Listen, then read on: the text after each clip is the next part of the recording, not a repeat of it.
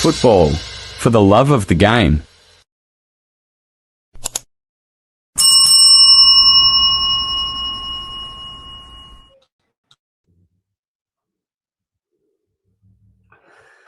Hello, good morning, good afternoon, good evening. Apologies for coming late. Due to circumstances beyond my control, but I'm really, really sorry for being late. I'm 15 minutes late, but there's not a lot of things to talk about. We're still gonna do justice to whatever we need to discuss today. I remain your host, Smith Lai, and thank you for always finding time to join me on this wonderful Friday night. Thank you, thank you. If you have, as you join, share the video, like the video that we are live. Figure red, number one. Okay. Thank you, thank you. Please, guys, share the video. Let people know that we are live this wonderful Friday night. And apologies for coming late. I know that people are just checking in, before, and some people will still, watch the replay of the video. So was, so guys, apologies for that. And that's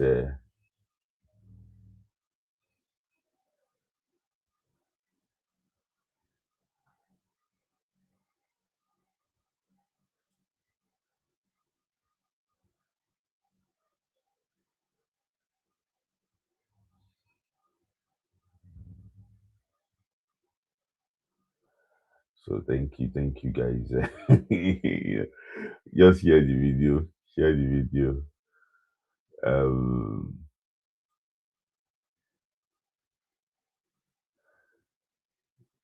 just share the video. You don't need to take this thing. So try and share the video, share the video.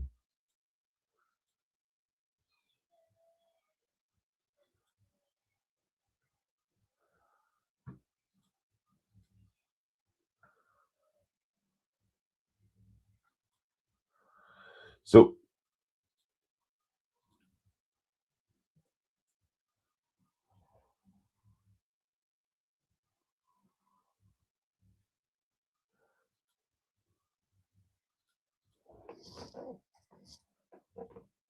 share the video, share the video. Let's also people know that we are probably actually what live this wonderful Friday night.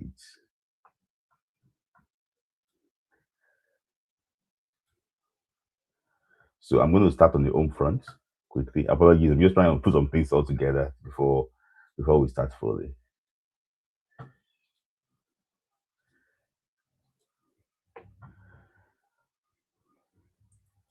So yeah. So thank you guys, thank you guys. So like I say, not being rude though, but when we want to debate, I like when we challenge ourselves when we debate. For example, now somebody made a very good point here. Oh, Smith, like it's not like this. Let's debate. But if you come and say any comment that is abusive to my guest or abusive in the comment section, I will remove you. That is one thing about me. So, but guys, I appreciate you for actually what for us. When you come, please just like the video. Let us know that you actually what we are live today, so that you can show it to others. So, let's kickstart quickly. I'd like to start on the home front. So, maybe I shouldn't have the graphics now currently. I don't sure maybe I should want to have the graphics. Maybe I have the graphics quickly. So tomorrow, Rivers United, they are already in Zambia. They will play against the Power Dynamos of Zambia. So it's going to be very, very tough game for them because they lost their two previous games. And now they're going to play against Power Dynamos of Zambia. So it's going to be a very interesting game. It's going to be back-to-back games. So they're going to play in Zambia first. Then the return leg is going to be in Uyo, Nigeria. This is so important because they are far behind the group table. Pyramid is they actually what they're leading the group. So there's a lot of things actually what for them to actually do the catch up. So for me, they also have RS Bekin in that same group too. They lost to RS Bekin at home 2-1 in a dramatic fashion. So for me, I think it's going to be very, very difficult to actually for them to get a result. If they want to qualify from this group, they need to beat, they need to beat Parliament of Zambia this weekend. Then they can actually for them to have any even chance of qualifying. So yes, so that is actually what that on the home front. Guys, I like to start on the home front. So and let's also look at jump into transfers quickly. And let's look at it on the home front. So the player Leeds United FC of England signed Nigeria not under age Nigeria B international Leonard Ingenge, to the academy. So I think the deal is 1 year contract. They want to monitor his progress. Then they will now decide if they want to extend his contract. So the transfer is just so complicated. I just realized that I thought that he's playing for Raymond Stars. I thought he came from. I thought he was playing for. Was he Kurodu FC? Yeah, he was playing for Kurodu FC to Raymond Stars. I didn't know that when Leeds announced the transfer, it was one academic club that sold him to Leeds. I don't understand. I thought it was the guy was in Korodu, from Korodu to Raymond Stars. I didn't know. I didn't know. I didn't know. So it was a 1 year contract, similar to Benjamin Frederick's contract. So they want to monitor him and probably see exactly how he can actually progress. They will now make the decision maybe for him to continue with Leeds or not to continue. But the good one is a good one. you know, coming from CAF Champions League to academy football in England, what you have to just, you have to you have to just accept it the way it is. That's the most important thing. You have to just accept it the way it is. So, congrats to Leonard Ingenge. He's joining Leeds or Academy from Nigerian champion Raymond Stars. So there's also another transfer, but it's a transfer rumor. It's a transfer rumor for Ryan Alebiosu.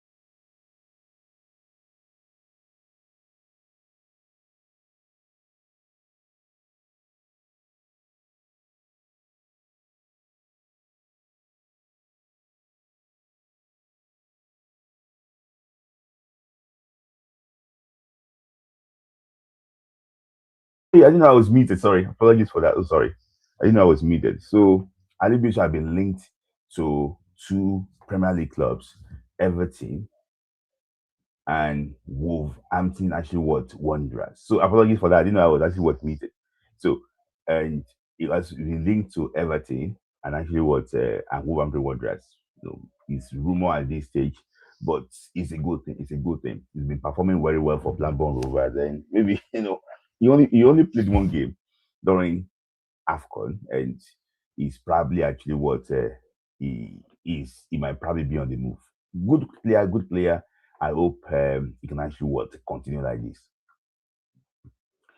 So another player too, also rumor, but the rumor seems to be turning to like a reality quickly now. Is Rafael Onyedikachi. So there's been linked to Turkish champion Galatasaray. you know, if I have my wish, If I have my, can you guys hear me? You are muted. You don't mute. Oh, Smith. Can you guys? Okay, okay, okay, okay. All right. No sound. Okay. So okay, I will not mute it. Okay. So the guy probably, there's been. It's not their first choice. Let me just put it that way. It's not their first choice. So their first choice is the Ivorian that plays for Trabzonspor. But they're saying that if they can not get the Ivorian that plays for Trabzonspor, is he called Onai or so, that plays for Trabzonspor, I think they're going to get what Rafael Onyedika. This is me. I have to be honest with you. I don't want Onyedika to go to Turkey. I want players to compete in the bigger league. So I was thinking about Germany or anywhere else that's at least very competitive compared to Turkish league. But for now, I think Rafael Onyedika is probably, Galatasaray is the only serious offer now for him. Let's see exactly how things we actually would, materialize. So talking about another transfer to this transfer too is almost done. Is former Nigerian international and Super Eagles player. That is Salim Fago Lawa. So Victoria Prison, they hijack it. They hijack this deal from Karabakh, the Azerbaijan champion. So it's worth £3 million with 10% plus 10% sell-on clause. So it's also been heavily linked to what with prison, which I think the deal will soon materialize. The purpose of bringing him is just for him to replace Rafiu Durosimi. They just sold to Pisa. So good for him. Good for him. Let's see exactly if he can actually materialize. I wish him the very best of luck. I thought that Karabag was about to sign him until this evening that I heard that Victoria Prison is about to get the deal over the line. So, and there's going to be they're going to pay compensation to Malvern FC.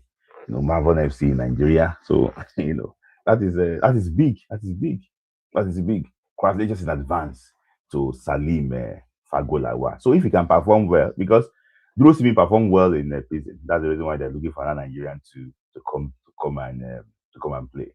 If he can perform well too, it's going to open another door for Nigerians to come to prison.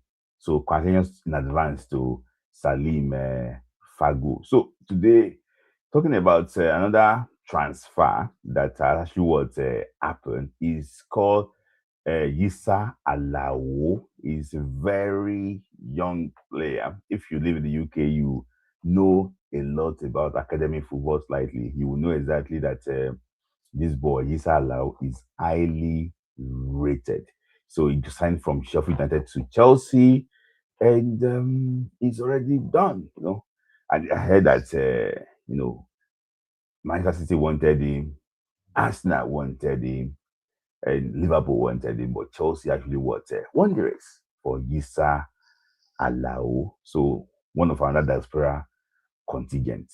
Wish him the very best of luck. Very good modern day left back. I won't be surprised. It won't take him long to start playing for Chelsea. Guys, watch out for him. Very, very good player. So another transfer, I didn't get the clips to talk about Wilfred Ndidi too has been linked to Man United and probably what's it called? It's probably the deal is. I'm not saying that it's over the line, but there's a discussion, so it's not the rumor. It's not a rumor. There's a discussion between Bekistan and what and Man United to see exactly if the deal can actually what materialize. So there's another Nigerian born player too. The reason why I'm profiling him is because you might probably see him in the green, white, green jersey very soon. He's Ethan Nwaneri. Is now we're playing for Olympique de Marseille in French Ligue 1. So fantastic young player. And he's not good player, but he's not been playing on a regular basis for us now because of different options. I think they just got on the Madueke, they got Bukayo Saka. So I think just for him to probably actually what, to get more playing time with he went on loan to what, to Olympic Game myself. So it's just for him to develop well. French league is good for young players. Let's see exactly what will happen to him. But let me just say a quick let me just acknowledge your super chat quickly to Remy Ali. Thank you, Charles, for your super chat. Thank you, Charles, for your super chat, and also thank you to Remy Ali for the super chat. Say, so the comment from let me just talk about the comment that our league is ranked 91 in the world. So let me just talk about that quickly. See, it's sad. It's sad. We're not even part of the top 10, leagues in Africa. You know, that is the reason why I keep on saying it. That I'm not against.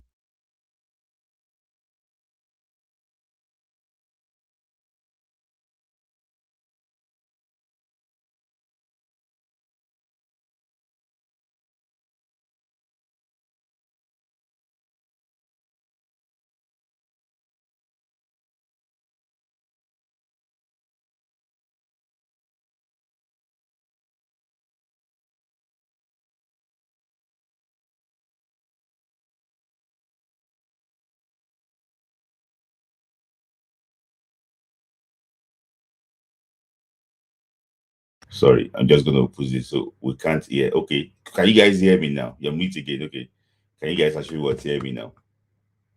I think it should be fine now. So when we are, it should be fine now. Thank you thank you guys. So for me, when you are 91 in the world, it's going to be very hard for us to get, say you want to allocate for this guys to be national team, because there are some players that are playing. How many leagues? 91 in the world is extremely too low. So it's very difficult for us to advocate that national team manager must choose home-based players. From Nigerian international, Osimhen says something that, he's disappointed that Eric Shell did not pick any home-based player. Osimhen is the technical director of of Nigerian football. Which home-based player can you pick from the league to play in these Super Eagles? It's very hard, except you want to water down the quality. So for me, I think we should be more focused on developing the league first before we advertise them to the national team, because it's going to be so sad. It's going to be so sad that our players are actually what? Our players, we are, what's it called? We are using national team to promote them. It's so sad. It's so sad. It is so sad. So in my own opinion, I think the best thing we could do, develop the league first before we can say, okay, we want to project these guys to actually want to play for a national team. So in my opinion, for me, I think Elsa Goff, I've talked about that thing very well.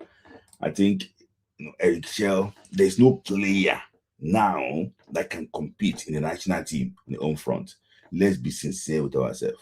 There's no player now that can compete. When the league is good, then we can say, okay, we want to pick players from the league. But for now, I don't think any player can compete. Maybe they can compete for our underage. But for me, I think this current national team, there's no home-based player can actually compete, in my own opinion. So that is my take on that. I hope that it doesn't hurt some people that like the local league very well. I like the local league very well, but I just think that at this level currently now, they cannot actually compete. So I think we're done with transfer. So let's just talk about the Super Eagles matter now. I will be starting the countdown for the Women's Championship to next week. Let's talk about the Super Eagles matter quickly.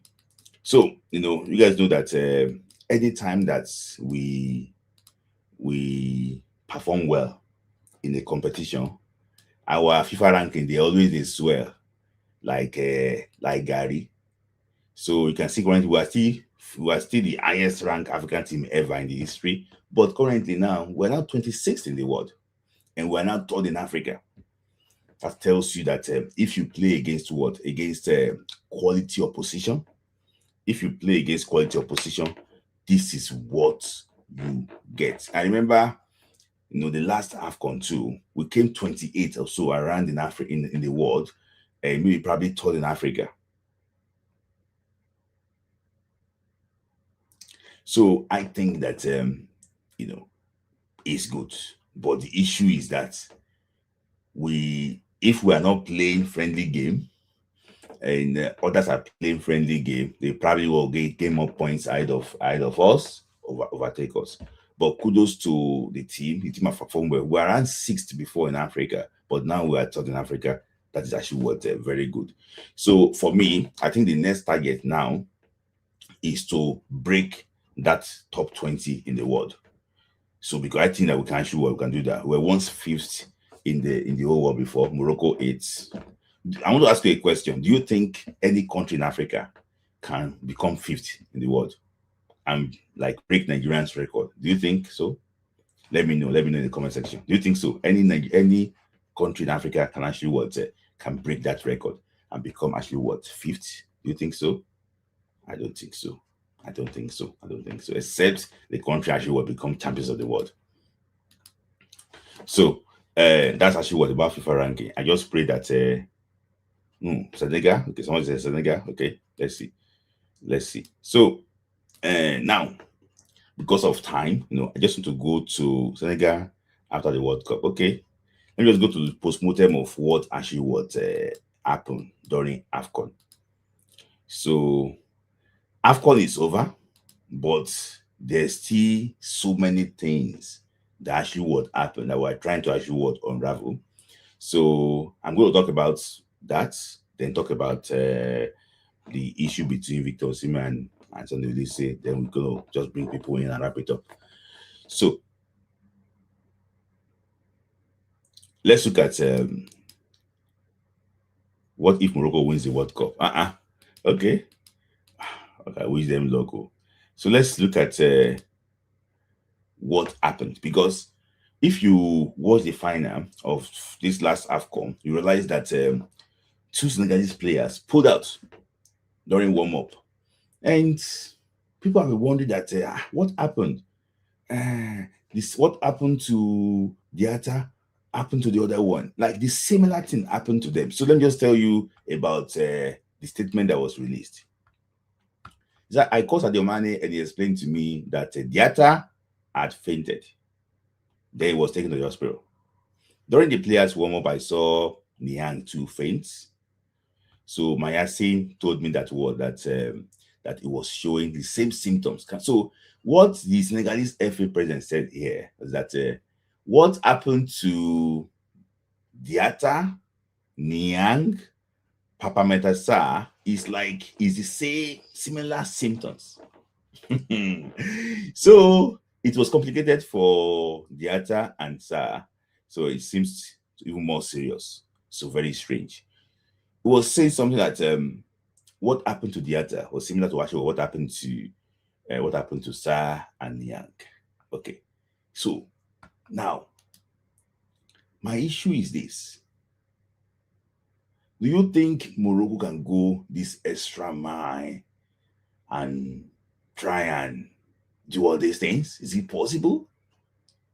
Or is this just an allegation? Because if this is true, for me, it's very bad. Because like this is like an allegation now. We don't know exactly, maybe probably it's true or it's false. But if this is true, I think it doesn't actually look well at all. Because what I'm trying to say is that Sarr, Niang, and actually Niang and Diatta, they had similar symptoms before the final. So if it was true, that means that that's like plans to make sure that the players are not really okay. But what is wrong with this? If it's true, let me just put it that way. If it's true, what is wrong with this trying to win at all costs? What is wrong with this trying to actually win at all costs? I will not say more than that. I will allow you guys to actually come and do justice to the story. if this is true for me, I think it's not a very good.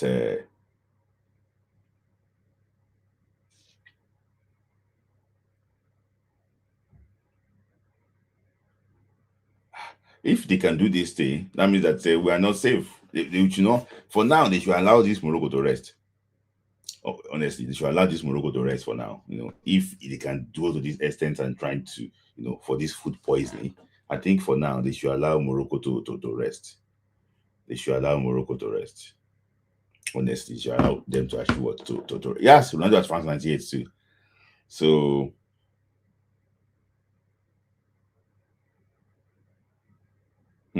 they should allow Morocco to rest for now. So, and there's been like allegations too and counter allegations that they want Senegal to actually what to forfeit, that game.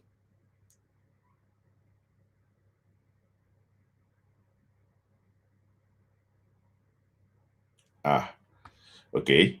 And so something say mute again.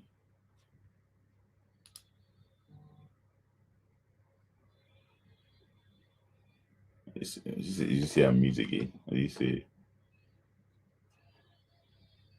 You guys can actually what hear me clearly. So guys, let me pause slightly. Guys, like the video. We have about 155, 160 people actually watching. Guys, like the video, like the video, like the video. Like the video, like the video, like the video, please. Like the video, like the video.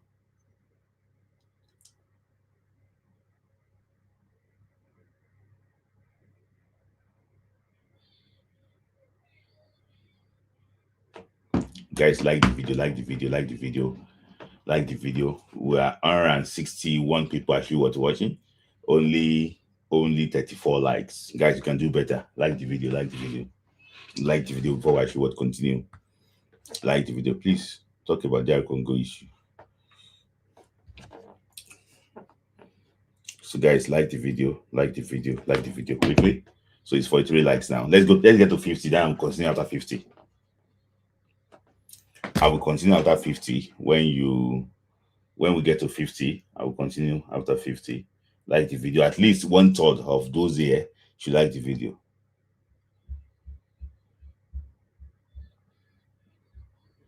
So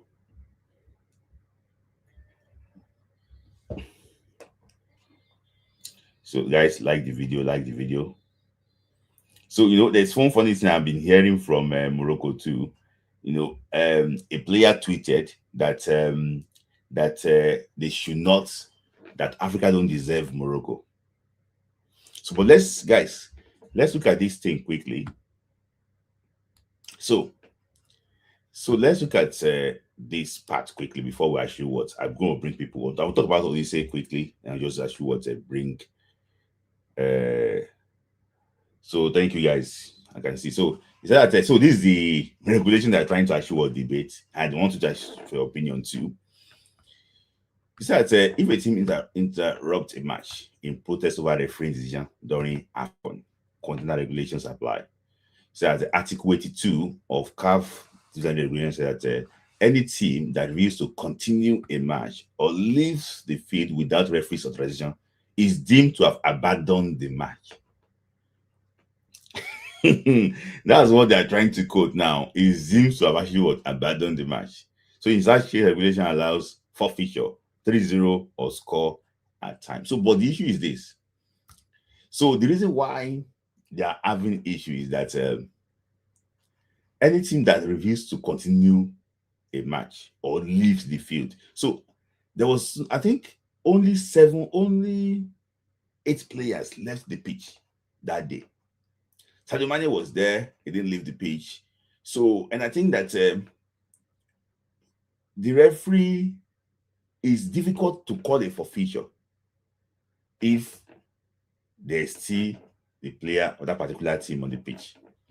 So that's the reason why what they are quoting, I don't think it's probably actually what thank you, Gay was there. I don't think it was actually what applicable. So, and looking at this one, so the same thing too under actually what FIFA regulations too.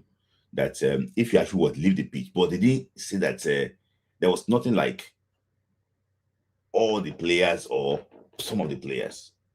So this is now actually what open to who wants to actually what interpret it and one that doesn't want to interpret it. But what I just see basically is that I think that they should just leave it the way it is. If Morocco now thinks that they want to take the trophy for Senegal, I don't think there's going to be prestige there. They've already met the king of Morocco. They already did the celebration already. Everything is over. What's the point of trying to uproot something? So, and there's also be a news too that going around that CAF will sanction Senegal, or Senegal, Osimhen, Osimhen, the Egyptian coach, next week. Senegal, Osimhen, Egyptian coach next week, and also those that actually misbehaved in the final, they will sanction all of them. FIFA is now saying that if the sanction they gave Senegal is not enough, they will come in and sanction Senegal again. What they want to FIFA is saying that they will come again and sanction Senegal. So Mundo Deportivo reported, and anything, if you know Mundo Deportivo very well, and anything that they report that will do with Real Madrid, Barcelona, or FIFA is always there's always what element of truth there. That they might throw them out of the World Cup, FIFA. So I don't know why FIFA wants to do that. It's not their jurisdiction at all. Thank you, Uche. So when I saw the fine they gave the Algerian, the Algerian team, I was like, okay. You might not really expect big fine, but let's see exactly how things works out. But for me, I just think that Senegal did not do well by walking out of the pitch. But for me, I also think that the referee there was appalling, was so bad. But despite that too, you can't walk out of the pitch. But let's see exactly what FIFA and CAF will do next week. Next week they are studying. In fact, I'm even hearing that part of the video they are studying is also Stanley Wabali's video, that he used a middle finger in that video against Moroccan supporters. He said that they are even studying his video that in that semi-final game that he used a middle finger against Moroccan supporters. So they are studying all those footages there to see exactly how to dish out the appropriate sanction to those that are actually involved in this. I also think that if they want to sanction Wabali, they also need to sanction those, I don't know, maybe the CAF officials that came to take those to the CAF officials, and to recognize them. Everybody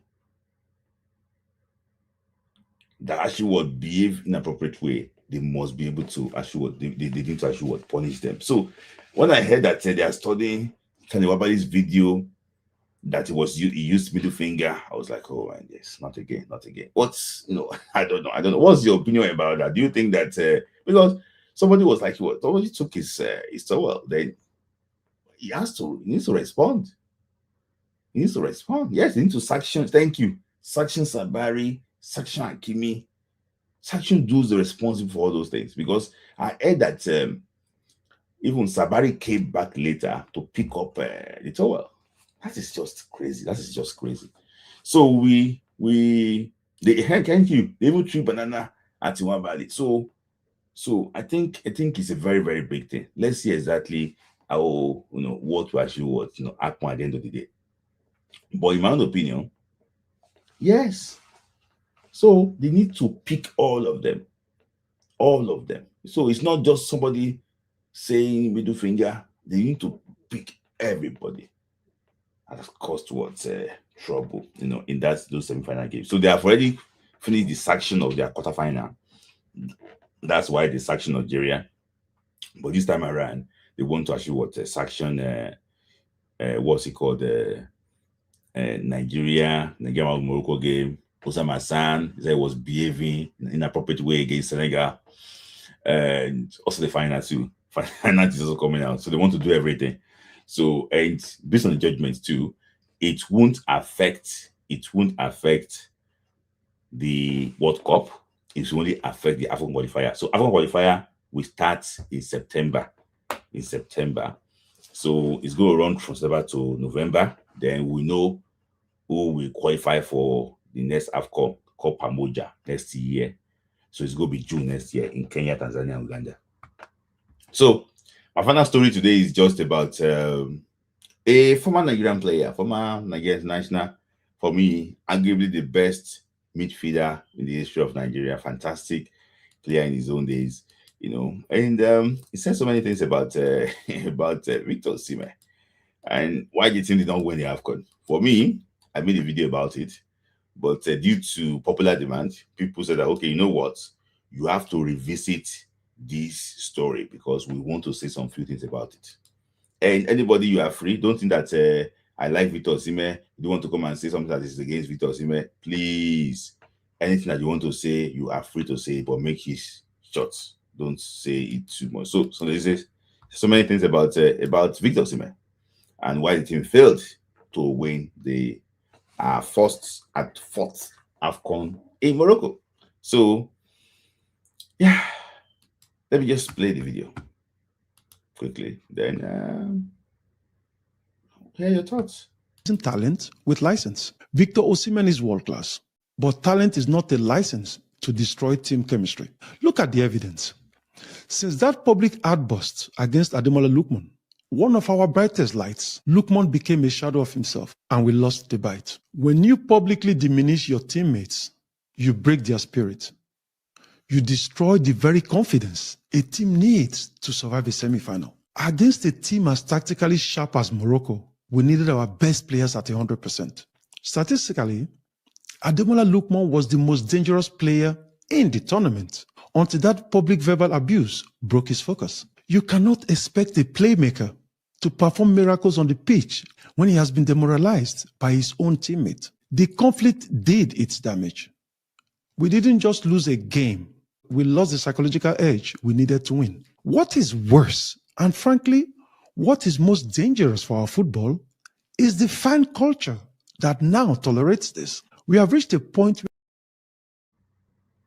So, I will not say anything more than that. I will just allow you guys to come and do justice to it. I will not say more than that. Guys, your opinion about it, because I made a video about it and I already explained, but some people are so upset that anything that has to do with Victor Osimhen, I always try and protect Victor Osimhen. I don't have any business with Victor Osimhen. Victor Osimhen is a Nigerian player. And when you wear the green, white jersey for Nigeria, I will support you. I'm not into club football that much. When the player represents Nigeria, I will support the player. That is my own take. And no matter anybody that I've upset with, because people are still crying in the comment section that maybe probably that I'm supporting Victor Osimhen. But guys, come and do justice to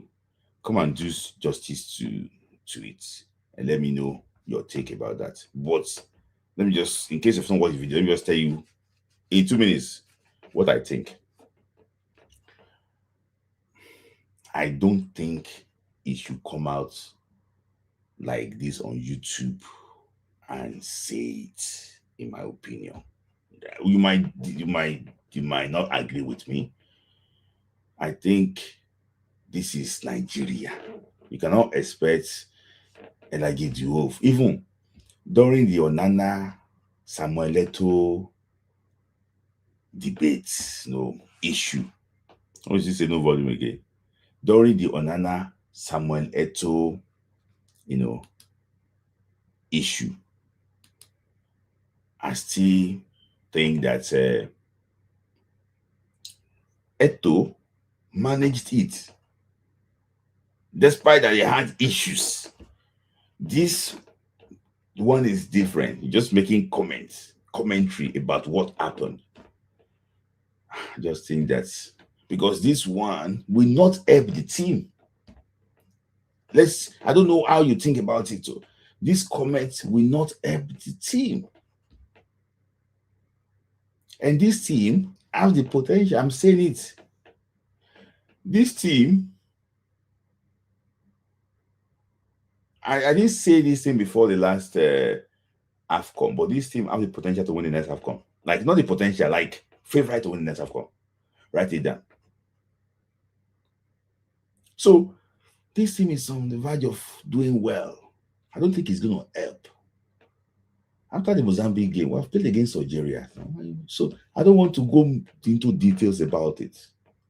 But I'm just saying it that this will not help the team chemistry. It will not help the team. So now, they will now read this one and say, oh, this will not really help. It will not really help. I'm just going to leave it that way. While you guys come and talk about it. What do you think about it? So, not everything that you can see, especially if you are somebody. For example, now, we can come out here. We are not fans. We are just football fans. We just come out there and make any comment we like. How many people are listening to us? Shout out to you guys. But Sunday, this is a big name in world football. When it talks, people will listen. So in this case, I expect him to do better. Honestly, that's my take. So the people are talking about this thing about so that is actually what Sunday they say. I wish him luck. So I'm going to just put the link here quickly, and we.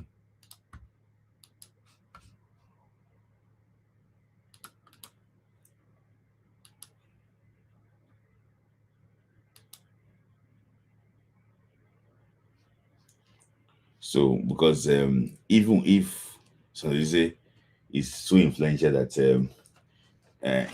it can have access to that Super Eagles, do you think that he's going to it can is someone that can actually for me? I just think that how I wish he didn't say those things, he didn't say it, but you know what? I wish him the very best of luck. This box, this BO, is it box XX249? Do you normally text me on Instagram? Is it box 2 this thing? Do you mind text me on Instagram? I don't know. I might get a message from you on Instagram. If it's you, let me know. I might get message from you on Instagram.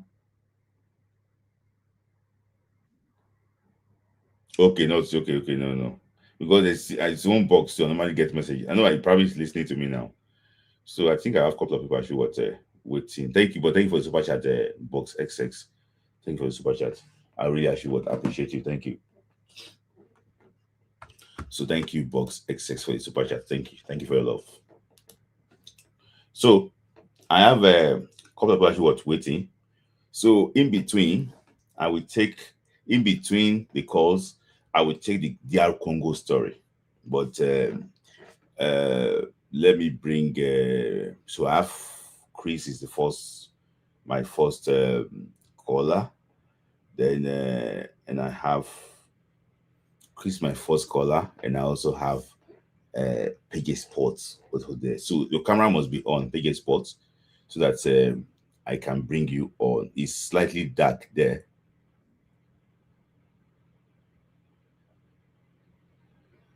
It's slightly okay. It's slightly dark there. Okay, I think I can see you now. So my first caller is going to be Chris and Page Sports.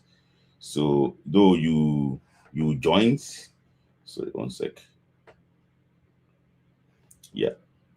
So let me just take this one away. So Chris, thank you.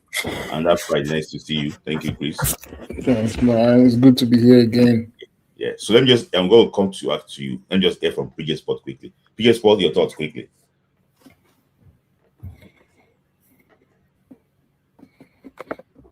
Yeah, PJ Sport. Can you hear me? Can you hear me, Chris? Yeah, I can hear you. I can't hear PJ Sport. Oh.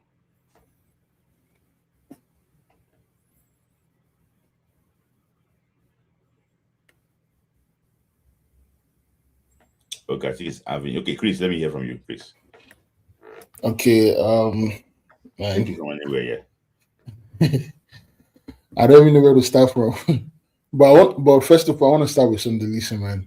You know, I feel like that video he did, I don't know, but I just think it just him just looking for something, just to create content.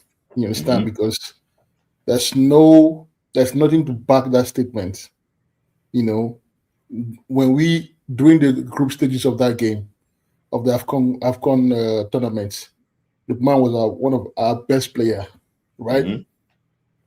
And even the game before the game against Mozambique, we all spoke about like how our like our threats, the players that are going to cause problem for the opponents.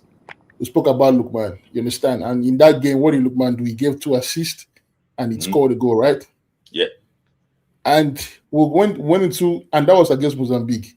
Now from Mozambique, we went on to face a team that is way tougher than Mozambique, way better than Mozambique, and that's Algeria. And we also spoke about, majority of us here that came up to say something about, how Algeria is going to try to get Lukman out of the game. Because that's like our biggest, their biggest threat in that game. And that was what they did. Because if you watch the game, they try to, anytime Lukman get the ball, they try to, press him immediately. Yeah. But the good thing was that because of the fact that we have so much talent on the pitch, they couldn't just contain us. And when we played the game against Morocco, it wasn't like as if Lukman had a bad game. If we did that game against Algeria, he had a good game, but it's just that they didn't just give him that space, to do what he's supposed to do. And Eric Chil knew that was what was going to happen. And that's why he used, what's his name, Akko Adams in that game. Akko Adams played a vital role in that game, and Osimhen also. But what I'm trying to say is that when we played against Morocco, it wasn't like as if Lukman had a bad game. He wouldn't like, and on all of our attackers in that game, Lukman was the only person that had a shot on target. Yeah.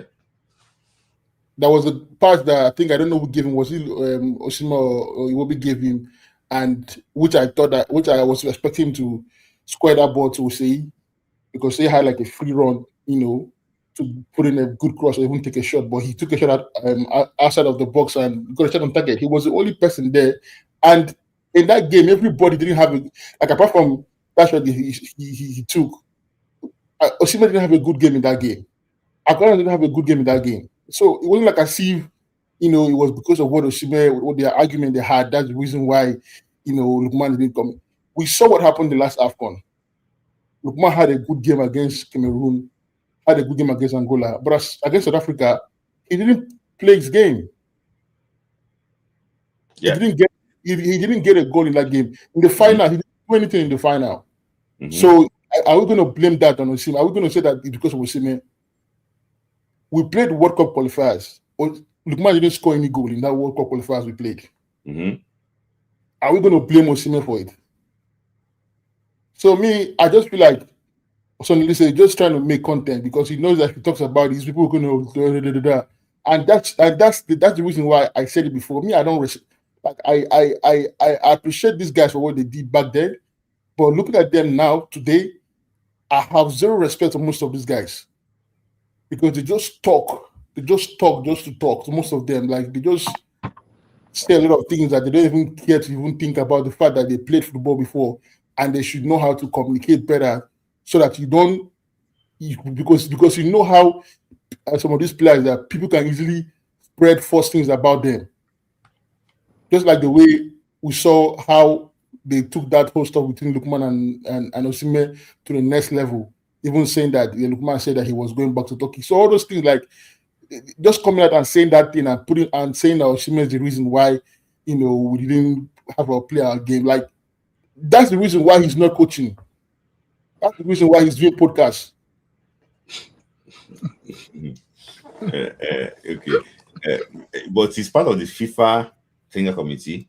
He's part of the CAF committee too. So he just saying nonsense, man. Because even in the commentary, I had to mute him. I had to go watch the game in Arabic commentary because he was saying nonsense.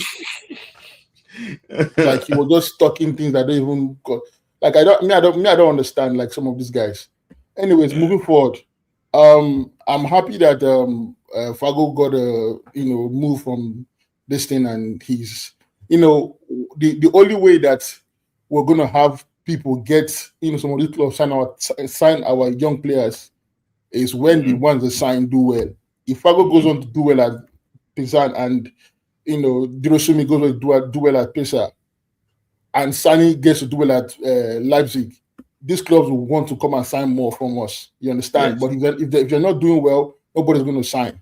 Yes. Nobody's going to want to invest their money where they're not seeing anything. So I hope and I pray that Fago, what's his name? Drosimi and Sani, I hope and I pray that they perform excellent. Yeah, guy that wants. I don't know what that guy wants to. I don't see. I really don't. I don't read Turkish league at all. I don't read it. The only reason why I'm paying attention to this because of Osimhen.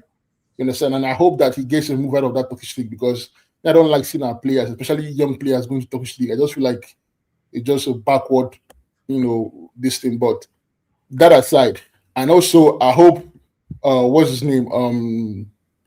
Alebiosu gets a move to the Prem, because if he gets a move to the Prem, that's gonna do very well for him and also very well for our national team. So I'm actually happy seeing all these moves, man. Like the one that actually gave me, I'm really excited about is Sandy, because I saw him down on the 20 tournament, and I liked what I saw on the 20 tournament. So I hope he goes on, because the competition in that club is crazy. They have some young talents there. So he has to dig deep. I'm not just relaxed that I'm in Germany now. You don't set now. I just relax, because that's how most of these young players do. They move, they go to a country where everything is easy now. They don't have to worry about anything. 99% of their prayers has been answered. So they'll just relax.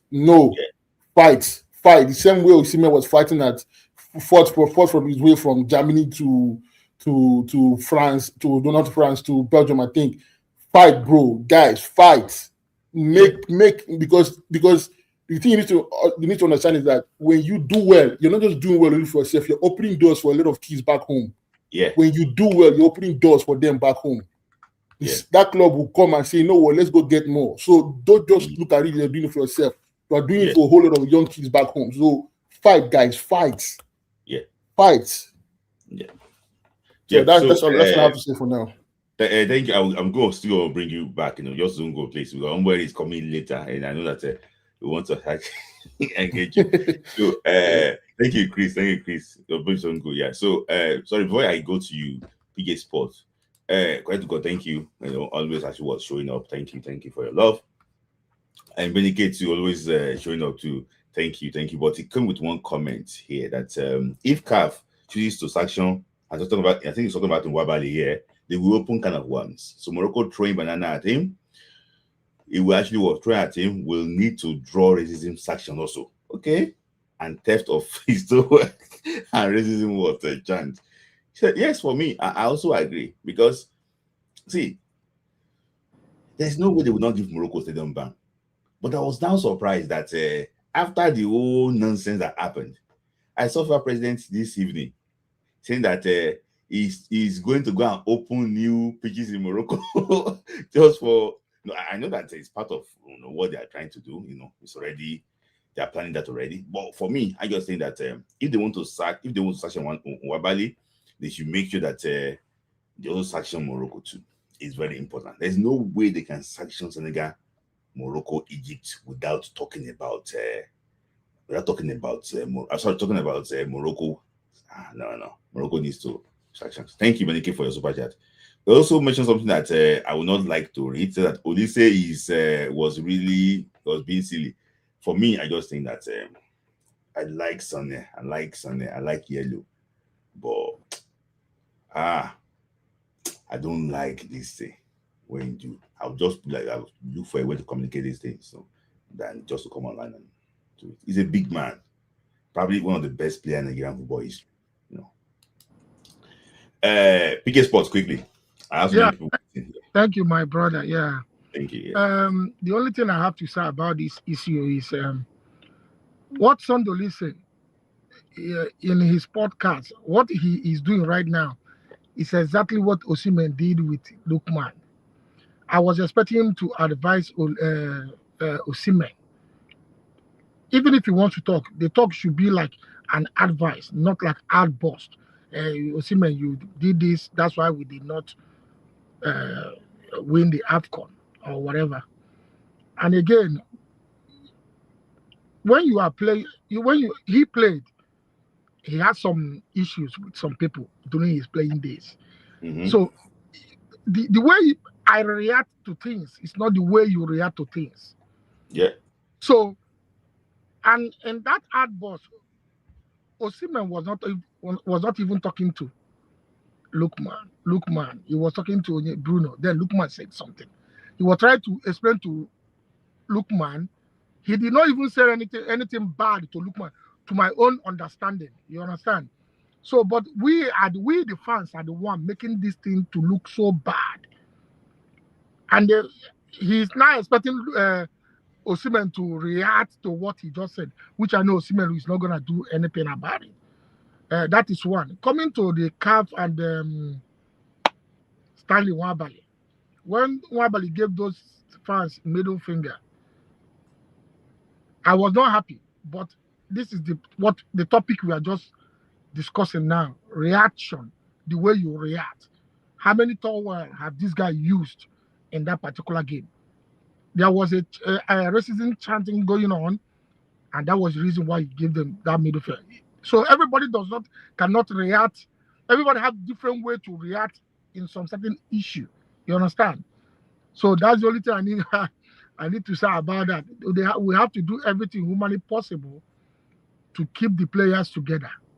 Like you just said, next AFCON, that the team is going to win it, which I believe in the team.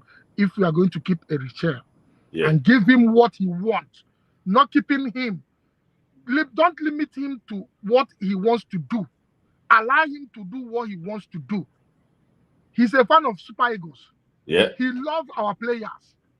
That's one thing NFF don't understand. That guy loves, and those boys love him. I don't know if you watched the podcast of Omar and Frank Onyeka. Mm-hmm. You understand? Frank, you see the way they talk about him, like the way they talk about the guy, you know that they want to play for the guy. Mm-hmm. So NFF have to do their part. Anything about the salary, whatever, they have to do something about it. Even they have to pay that guy is very, very easy. It's not that they don't want to think out of the box. All these people that are giving Super Eagles player 500,000, 1 million, engage them. You are going to put an advert when Super Eagles are playing. It's just not as simple. But they don't want to think out of the box. Yeah. Those people will say, okay, $1 million. You use that $1 million for his paycheck for the maybe 1 year, 2 years, cover all these things. It's just simple. I don't know what's the problem with our Nigerian. It's just simple, but they don't want to do it. Another thing I want to talk about is our league. I don't know the person that you were discussing one day. The person said, even if it is 10 teams, let it be like 10 teams. Yeah. Have a good state. Even like Uyo, develop a fixed Uyo stadium. Place Saturday and Sunday, 2 games. Morning, have another stadium, 2 games with good pitches. We have the talent. That one is not a problem. Once we have a good pitch like the one, let it not be the standard of what we saw in Morocco. At least let it not be artificial, all this artificial stuff they are doing and all that, which I don't. Sorry, yes, Sports.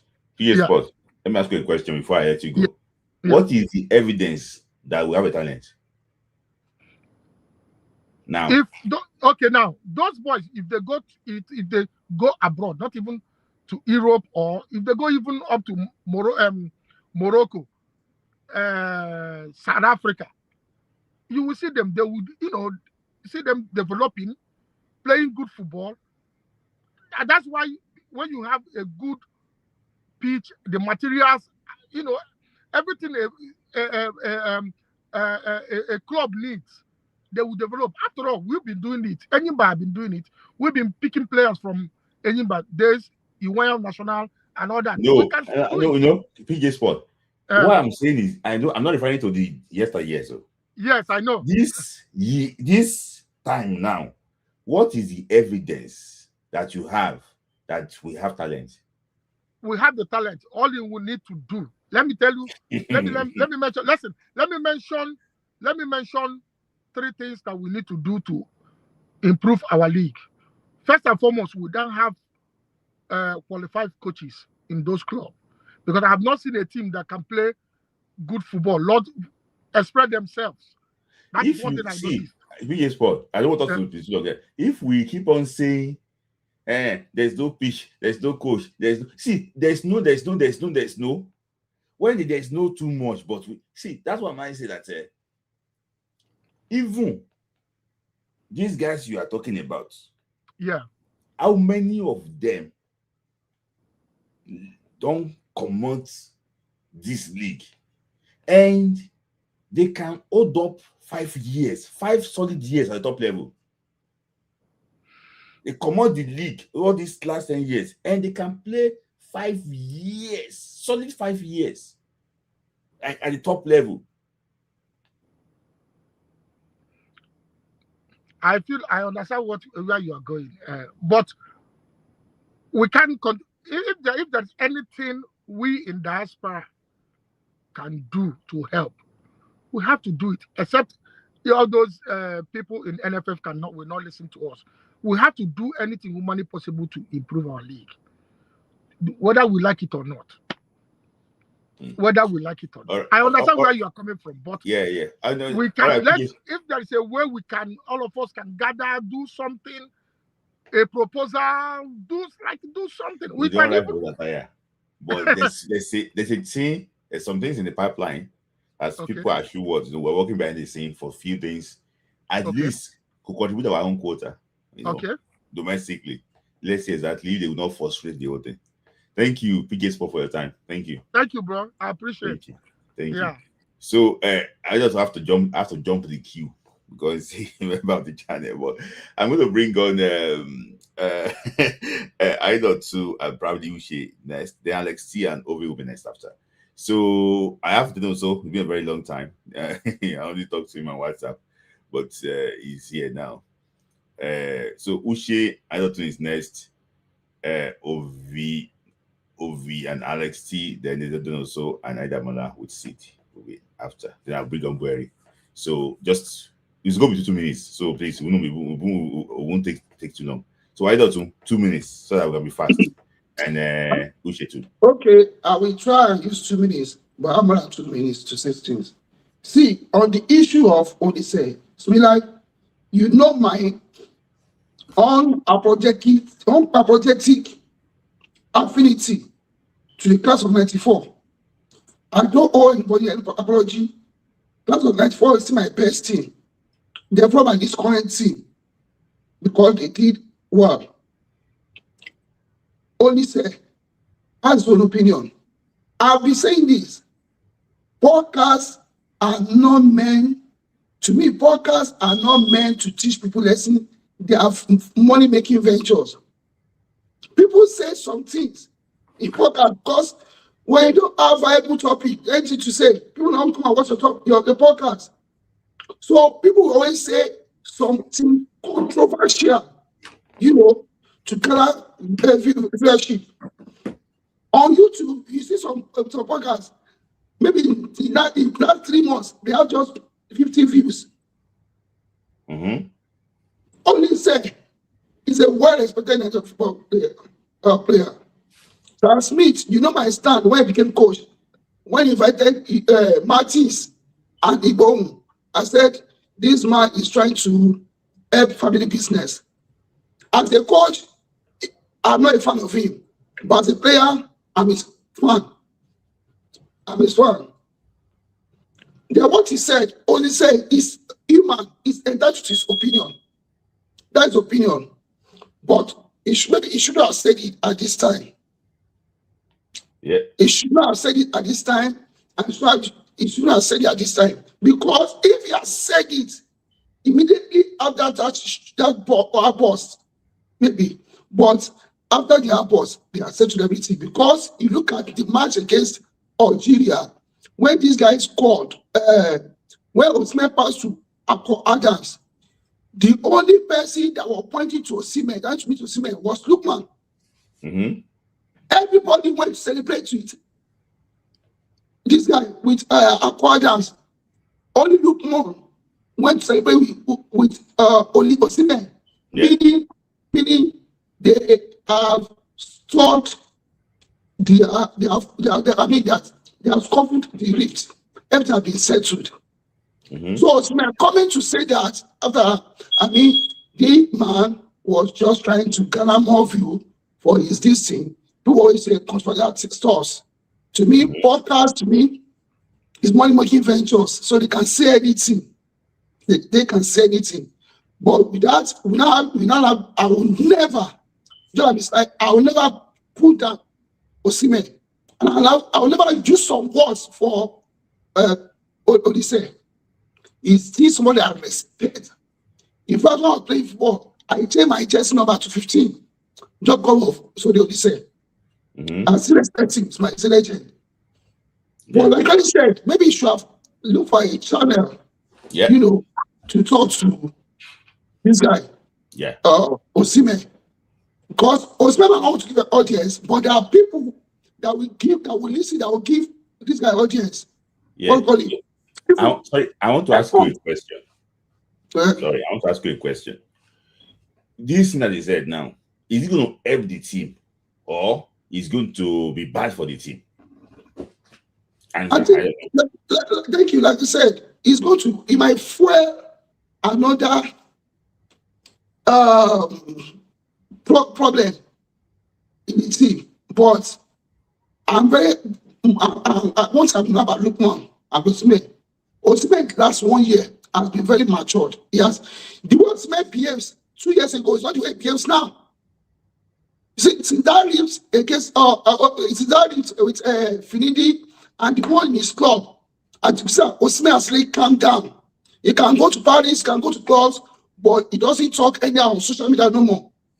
Which I think everybody is going in and people is matured. I believe the coach will not let anything rise up again in the team. Yeah. I'm going to say that. I'm just saying this now. But we will not use that to rubbish on his commitments in that PYP. And mind you, people have been saying when he was staying, most of the players only said I, as a player, was against NFL. To go fight for the players. And the one he had with that Iranian guy, he said that guy made a racial slur. And that was when racial abuse in European football was attracting just a slap in the wrist. The punishment they have now, then it's not severe as what they have now. So on that we cannot say, but still, I will say this. I think only said should have reached out to someone like probably Musa or Ekong. Or get me Osimhen. If these are people that can talk to Osimhen, and these are people that respect what they say, maybe it should not be on the podcast. But like I said, podcast is money making ventures where they say something controversial just to make money. But okay.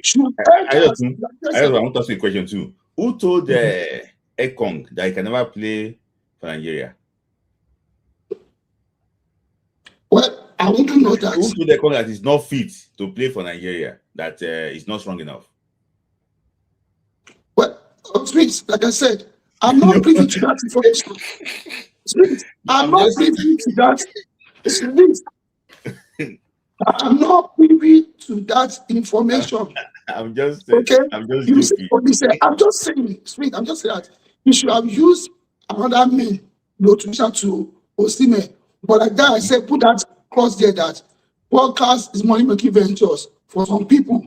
That is something controversial. And like I said the other day, Yeah. that means an elder in the place of elders. So don't let money push you to where you're not supposed to be. But still, I respect Osimhen, I respect what he said.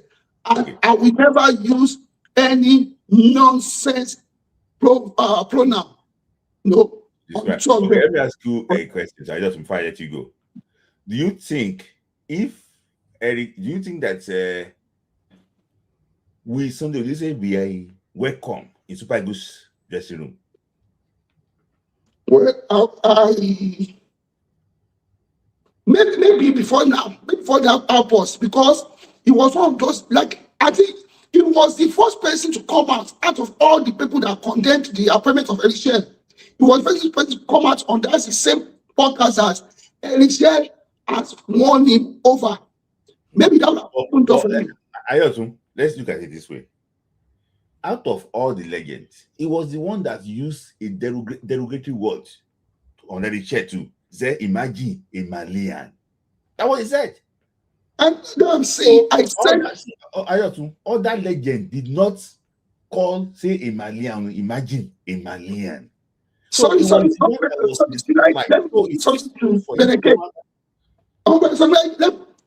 you have a question. Benke only said one league, in 1 minute this time, so he won in Germany, he won in Ayas. No, I'm not talking. See, I'm responding to somebody. Nobody here can question the talent of some of this. And I keep on saying, let me arrange Benke. That Smith is not the best DM, and as I will pick Mudalawa. Actually what every day of the week, twice on Sunday. Why? See, Lawa is probably Nigeria's best midfielder of all time. But the only thing why people will argue is because he didn't go to that 1978 World Cup. So, but when he didn't play in Europe. Yes, when Osimhen made his debut for Nigeria.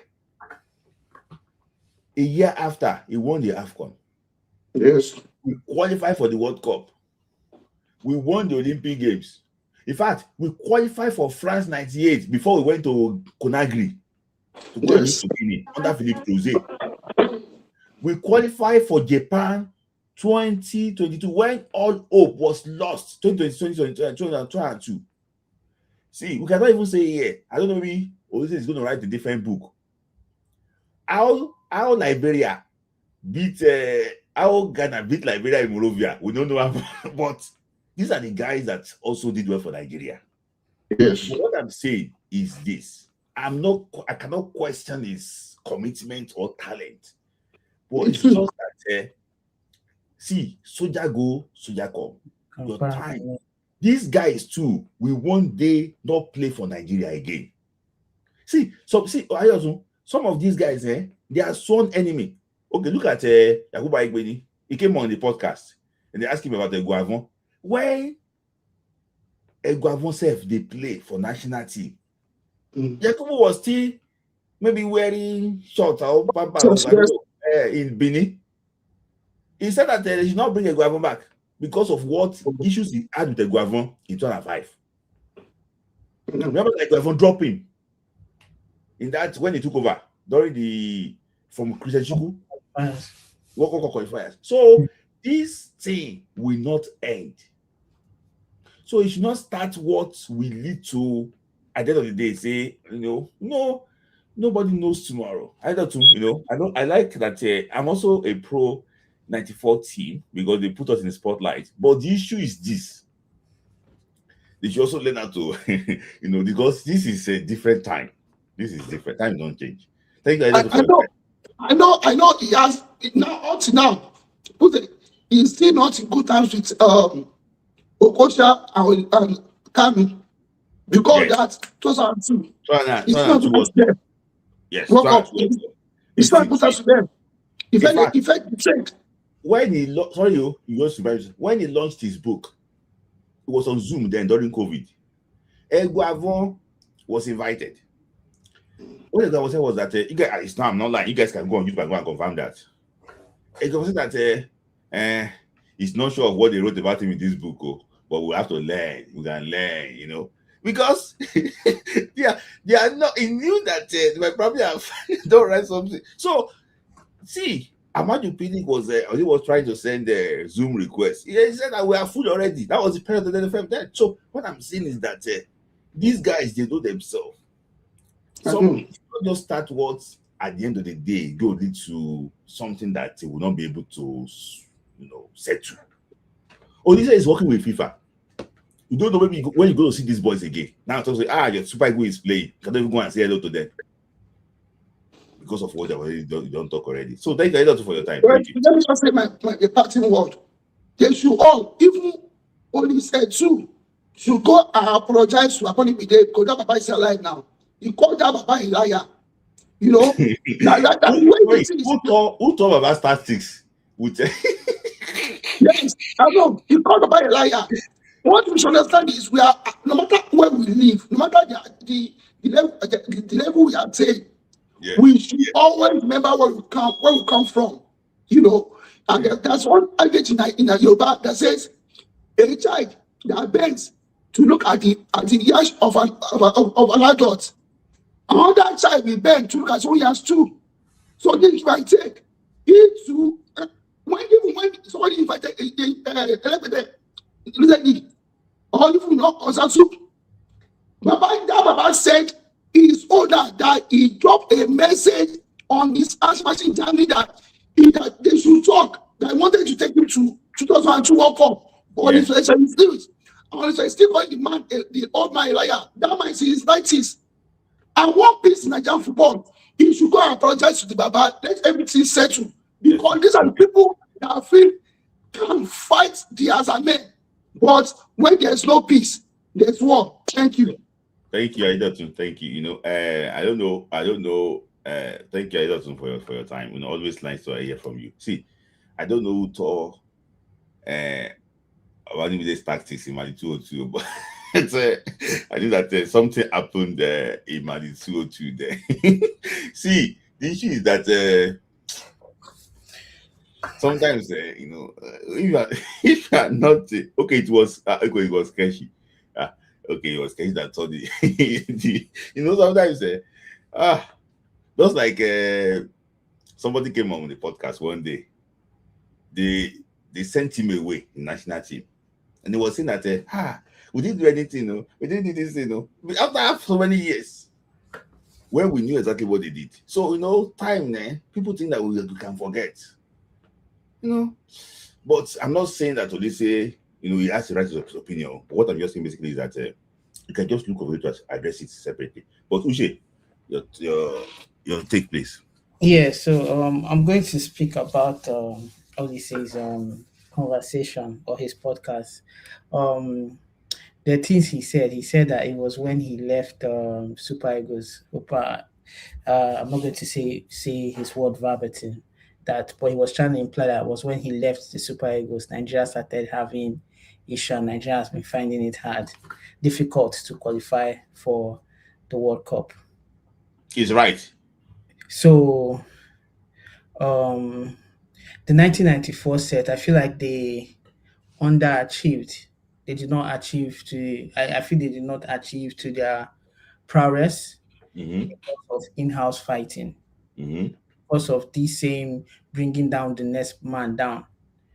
They went at their full strength. They weren't able to get to the quarterfinal of the World Cup. And then they still had a smaller team. The number of teams participating it wasn't like a lot. Compare that to the Senegal team of 2002 that had 32 teams and qualified for the quarterfinal, got to the quarterfinal. Compare that with the Ghanaian team that got to the quarterfinal. Compare that with the Algerian team that got to the quarterfinal. Compare that with the Moroccan team that got to the semi-final. Which Algerian team was that?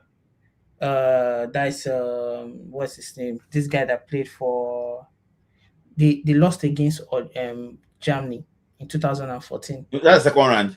Was it second round? Mm-hmm. Okay, second round. My bad. Second round, yeah.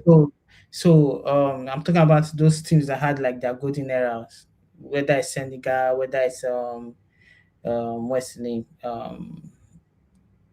Morocco. Senegal in 2002. Yes, Morocco, or whether it's Ghana.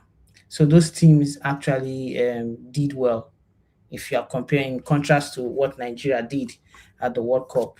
So, and if you are still comparing it, we had a team that didn't have the kind of players that the 1994 had, and they were able to win the AFCON. They won AFCON in 2016, went to the World Cup in 2014, and got to the second round. Yeah. So it's neither here nor there. They can say, "Oh, we're the best," but at the end of the day, what you did, a team with less talent was still able to achieve that.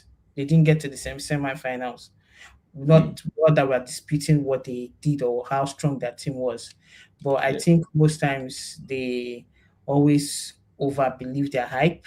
Didn't mean they weren't that good, but they didn't achieve a lot in hindsight.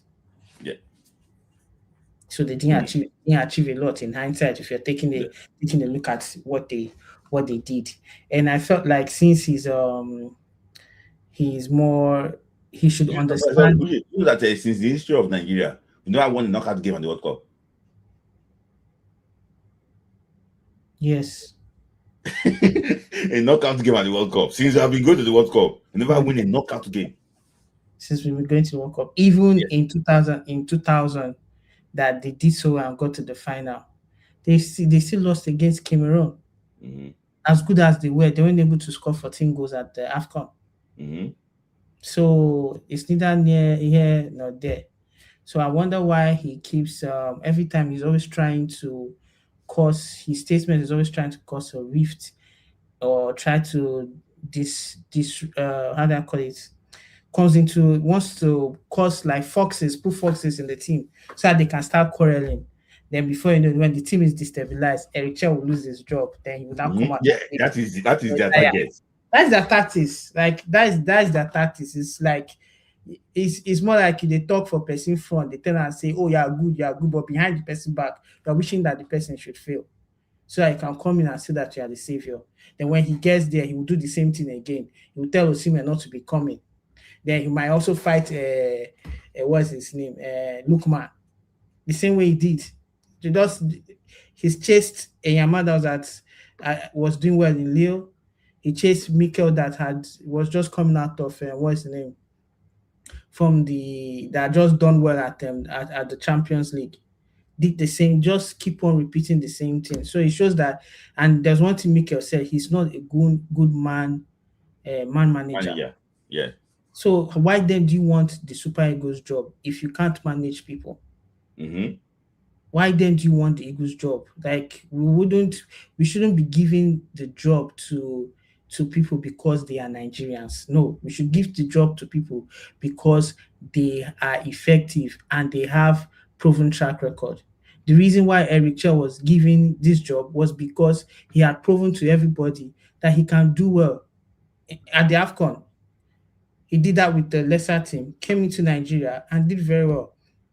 But they're trying hard to look for a way to because now they want to destroy the harmony there. Cause the problem in with the harmony that the team has. And once the harmony is destroyed, then it's easy for them to sack the coach. So that is all their plans, because he could have easily called Osimhen. There was no need for you to come out on TV. If you really want to speak to him, if you really want it, because he has the same temperament as you, call him and talk to him and tell him, "Oh, I did this during my time. I beg, no try this kind of thing again." If you really care about the Super Eagles. They said that Nigeria celebrated the third place. That why are we celebrating the third place? But everybody could confirm that the team actually played good football. Pricing football. Like even Yature, when they asked Yature told everyone that I think in a podcast, he said Super Eagles was one of the most entertaining team he watched at the AFCON. Maybe he also won third place in 2002. 2002. Did anybody kill him then? So these are the, like, you're coming in, like, even when he says that's when Nigeria dropped. Nigeria lost, did not qualify for 2006 World Cup, but qualified for 2010, qualified for 2014, qualified for 2018. So in hindsight, you can see Nigeria did well. Nigeria went ahead to win an AFCON after 1994. How many AFCONs did they have? They attended 3 AFCONs. But would you respect to them then, if not because of the military but they had of General Sani Abacha?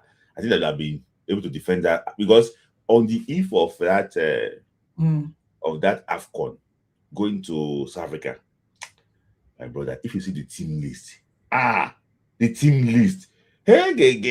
this team we finish Africa, because they went off to win the Olympic Games after, you know that. So for me, what happened in 1998? Why did they go far? No, because they didn't go to 1996. CAF now suspended them for 1998. Okay, they did. What about the World Cup? Why didn't they do it at the World Cup? So that World Cup, I'm not lying to you. Okay, let me just explain that World Cup. You know that when Bonfidio left, they brought in Philippe Troussé, and I think that they sacked Troussé because of it was playing 3-4-3 when we lost 1-0. I think this guy that scored there, Titi Camara of Guinea. The guy that they brought, Buram Milicinovic, didn't understand the psyche of Nigerians. So he just came there. It was like it was similar to Lagerbag. That one did not really understand. He just came. So it was Fania Amu. I think it was Fania Amu then that was taking them around friendlies. The NFA then just decided that they want to bring in an expatriate. So they brought in Bora. Brad didn't really get. But wasn't it the players that decided that they should send Philippe Touze? Was it not a gang? Was it not a gang up between the players? That which kind of formation? It was NFL that made that decision, but you are right. You are right. It was it was so, and the 3-4-3 was working because we went to Gadugu to go and beat Burkina Faso. In that World Cup qualifier. I remember that game. I think Amkashi scored 2 goals or so. So I know. See, this has been there. The thing is that particular set, they have a way of self-sabotage. That's what even if you look at the France 98 team, that's why I wanted to speak to one of a player maybe that played in that team. I believe that it was indiscipline that's why they lost against them here. So he shouldn't be right now. What you do, if you notice what Okocha and Kanu, what they do is they call them aside and speak to the players. When they ask Okocha about the same situation, he only complained that you are not supposed to leave or decide that you're no longer playing. But he said most times good teams or teams that end up winning the championship are not nice guys. Yeah. Same thing with Mikel. Mikel said the same. They said most times teams that end up winning the championship are usually not nice. They usually talk to themselves and tell themselves that they are making mistakes. Okay, can't we see that since what's his name? Since Bassi and Wabali had that issue at Uyo where they were fighting themselves. Since that time up until now, they now understand themselves properly. Yeah. The way they play. Because of that, there needs to be that point where both of you correct yourself and tell yourself, okay, I don't like this, I don't like that. Then eventually people build a better relationship because of the things that you guys now understand I don't like and the things that you like. So I just feel like, I feel like he should always, since he's the Egbon, call them and always be the ones to mend the whole thing. Rather than putting on a ring light and be speaking because you feel like you want to get numbers. Yeah. So that's about it. Then in regards to what's the name, guys that made moves. Salim Fago, you can see that right now that him coming to the Super Eagles has paid, even though he As did well, not. yes. People don't catch up, you know. Yeah. He don't catch out. So Yeah. yeah, then for Oyedika, it's good that he moves to what's the name, Turkish league, where he could win title. We might say, okay, the league is He can win that in the club Brugge now. yeah, but he's too stagnant. Sometimes he need change. Mm-hmm. And besides, what's the name? The Turkish league is like ninth in the coefficient of Europe, even though Belgium is eighth. So and they'll be coming for the Champions League next year if they do well in their league. So it's something Yeah. something good. It's something good for him. He has some experienced players playing in the league too in his team. So it's good because right now nobody trusts him. He's the way he plays. So let's see whether he's going to do well. Okay. Yeah. And what about Congo? I'll talk about that one later. Yeah. All right. Thank you, Yusha, for your time. Thank you. I'm just gonna bring that one in. Thank you, Yusha, for your time. So I'm gonna just bring that for people so that we can be able to wrap it up very quickly. So I'm ready to go with last. Let me just see. Okay, Alex T. And Alex T is very fast. You might hear your thoughts quickly. So Ovi, you are next. Then Sid and so this is Edamala next after. So yeah, let me hear from you, Alex T. Quickly. Yeah, thank you. Hey, Oga Smith, how you doing, man? Thank you so much again. Once again, man. Hey, I definitely agree with everybody's comments. Like Mushe took all what I was gonna say. We were just on point. Everybody was on point. There was a question that you asked that whatever Olise is saying, how does he help us? Mm-hmm. How does he help us? I was so disappointed, man, when I heard the interview, man. Like, we've already passed that. We already passed that problem. We're already gone. I even heard Osimhen talking about he wants to bring Ademola and Onyedika to Galatasaray. Yeah. So we already passed that problem. That problem is gone. Only say you can tell even from his commentary. There's an undertone. He's always taking jab at these players. It was somebody he was even talking about. I think the guy asked him. One of the co-commentators asked him about 94 cents. He was like, "Oh, if we play this people, we will crush them." Yeah, just like Ushe said. How many gold did Olise them? They only won 94. And they went to Olympics and won, which is not even considered in FIFA this thing. Yeah. And they won. They're probably the one that won all the bronze for us. Anyway. So I was like, why are you bringing this back? Like everybody's saying, why didn't you just come up in a way that is an advising Osimhen and all the players how to handle stuff instead of picking one player, criticizing the person? Nigeria already gone past that. We're moving on, and you came back and bringing it again, and then you talk about, oh, they are celebrating. Look, Smith, some of these players might not see medal again. Like our goalkeeper Obasage might not see silver, might not see a medal again. Yes, so the guy is celebrating his medal. Kanu Nwankwo was even the one that went to the dressing room and started the celebration. Yeah. Why didn't he call Kanu Nwankwo that, hey man, why are you celebrating with those boys? So why is he complaining? They won. Okay, we want to win gold, but we want bronze. Yes. They're celebrating. What is the problem? I don't understand. Like, I don't get it. Like, I don't get it, but Olise, man, I listen to him. He's good on paper. He's a good footballer. Yeah. On paper, he knows the game. Yeah. He can talk about the game. But to put it in practice, coaching, is not there. Yeah. He's not a mind person. He doesn't know how to deal with players. He was the one that caused Enyama problem. If you go back to even that 94 game against Italy, one of the goals he scored, it was even his fault anyway. Yes. So I don't want to even talk about him. He's an elder person. He knows what he's supposed to do, but certain things you just leave it. That's one thing I like. That's one thing I like Finidi. You didn't see him coming. It would have been somebody else with Osimhen problem. Finidi would be running around, his mouth. He came when that boy scored 2 goals in Uyo. No, it's against the Republic. He came out on Grand interview. Yeah. he came out to when that boy just came in. It didn't happen around June. In September, he played against the Republic in New York. So when the boy scored, a day after or two, he went to go and grant interview that the boy has not the guy to him and things like that. So all these guys, but yeah, I mean, I just don't like that Osimhen they say will come at this time and say something like this. But anyway, it's causing division now because now we're talking about it now.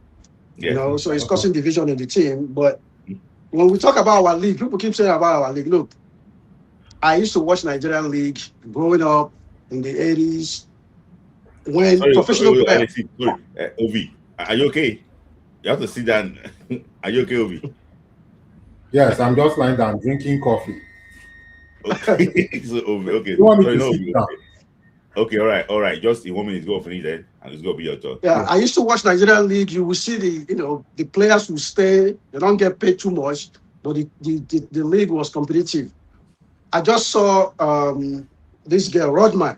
She wanted to leave the American league. The league didn't want her to leave. She's now the highest paid woman player in the world. 2.something million they gave her because they want the face of the league. The people that the little girls can look up to. Yes. They want to keep those type of people. They don't want her to go. So the league did not want her to go. So that's how you retain players. But Nigerian players, if you don't pay them, don't take care of them. I remember back in the day, Sharks players, they used to walk across our house to go play game. I mean, you don't play them well. So what do you think if a club in Iraq will come, they will not go? They will go. Yeah. They will go. So, I mean, Oliseh needs to forget about this thing. For me, I still believe we need to go back to college sports. We need to go back to high school. That is where you can pick talent. Because I believe that if you play under 17, it should be in secondary school. If you're not in secondary school, you cannot play under 17 because you're more than under 17. We don't want to be truthful. We don't want to do the right thing. Every under 17 should be in secondary school. But Alex, that time you're talking about, we had secondary school. I put that quote there. We had secondary school. You can mention Sefimbas, you can mention names. But now, if your pikin no go private school, all these private school. That's true. You can just look at what they say. You have two duplets way together. Oh, yeah, I want to start secondary school here. No pitch, nothing. So I get it, but the thing is, the requirements, we haven't looked at this sports as a business. That's why. Yeah. Look at the colleges here. In high school, my friend, his daughter is 13 years old. Colleges, she's in middle school. Colleges are already scouting her. They're already scouting her. They take her to school, show her, hey, we're going to give you scholarship. This is our program. This is this. So she wants to. But we don't do that. So then you just want to pick people on the street, come play under 17, go to the league, play this person under 17. We win under 17. When we go under 20, we don't win because why? All these Spanish players already play for Barcelona. All these English players already play for Arsenal. You can't beat them because they're better than you. But we can win under 17 because we're playing against high school kids. We need to develop our sports. That is the only way we can move forward. If we do that, we will do well. But Oliseh need to cut that stuff out, man.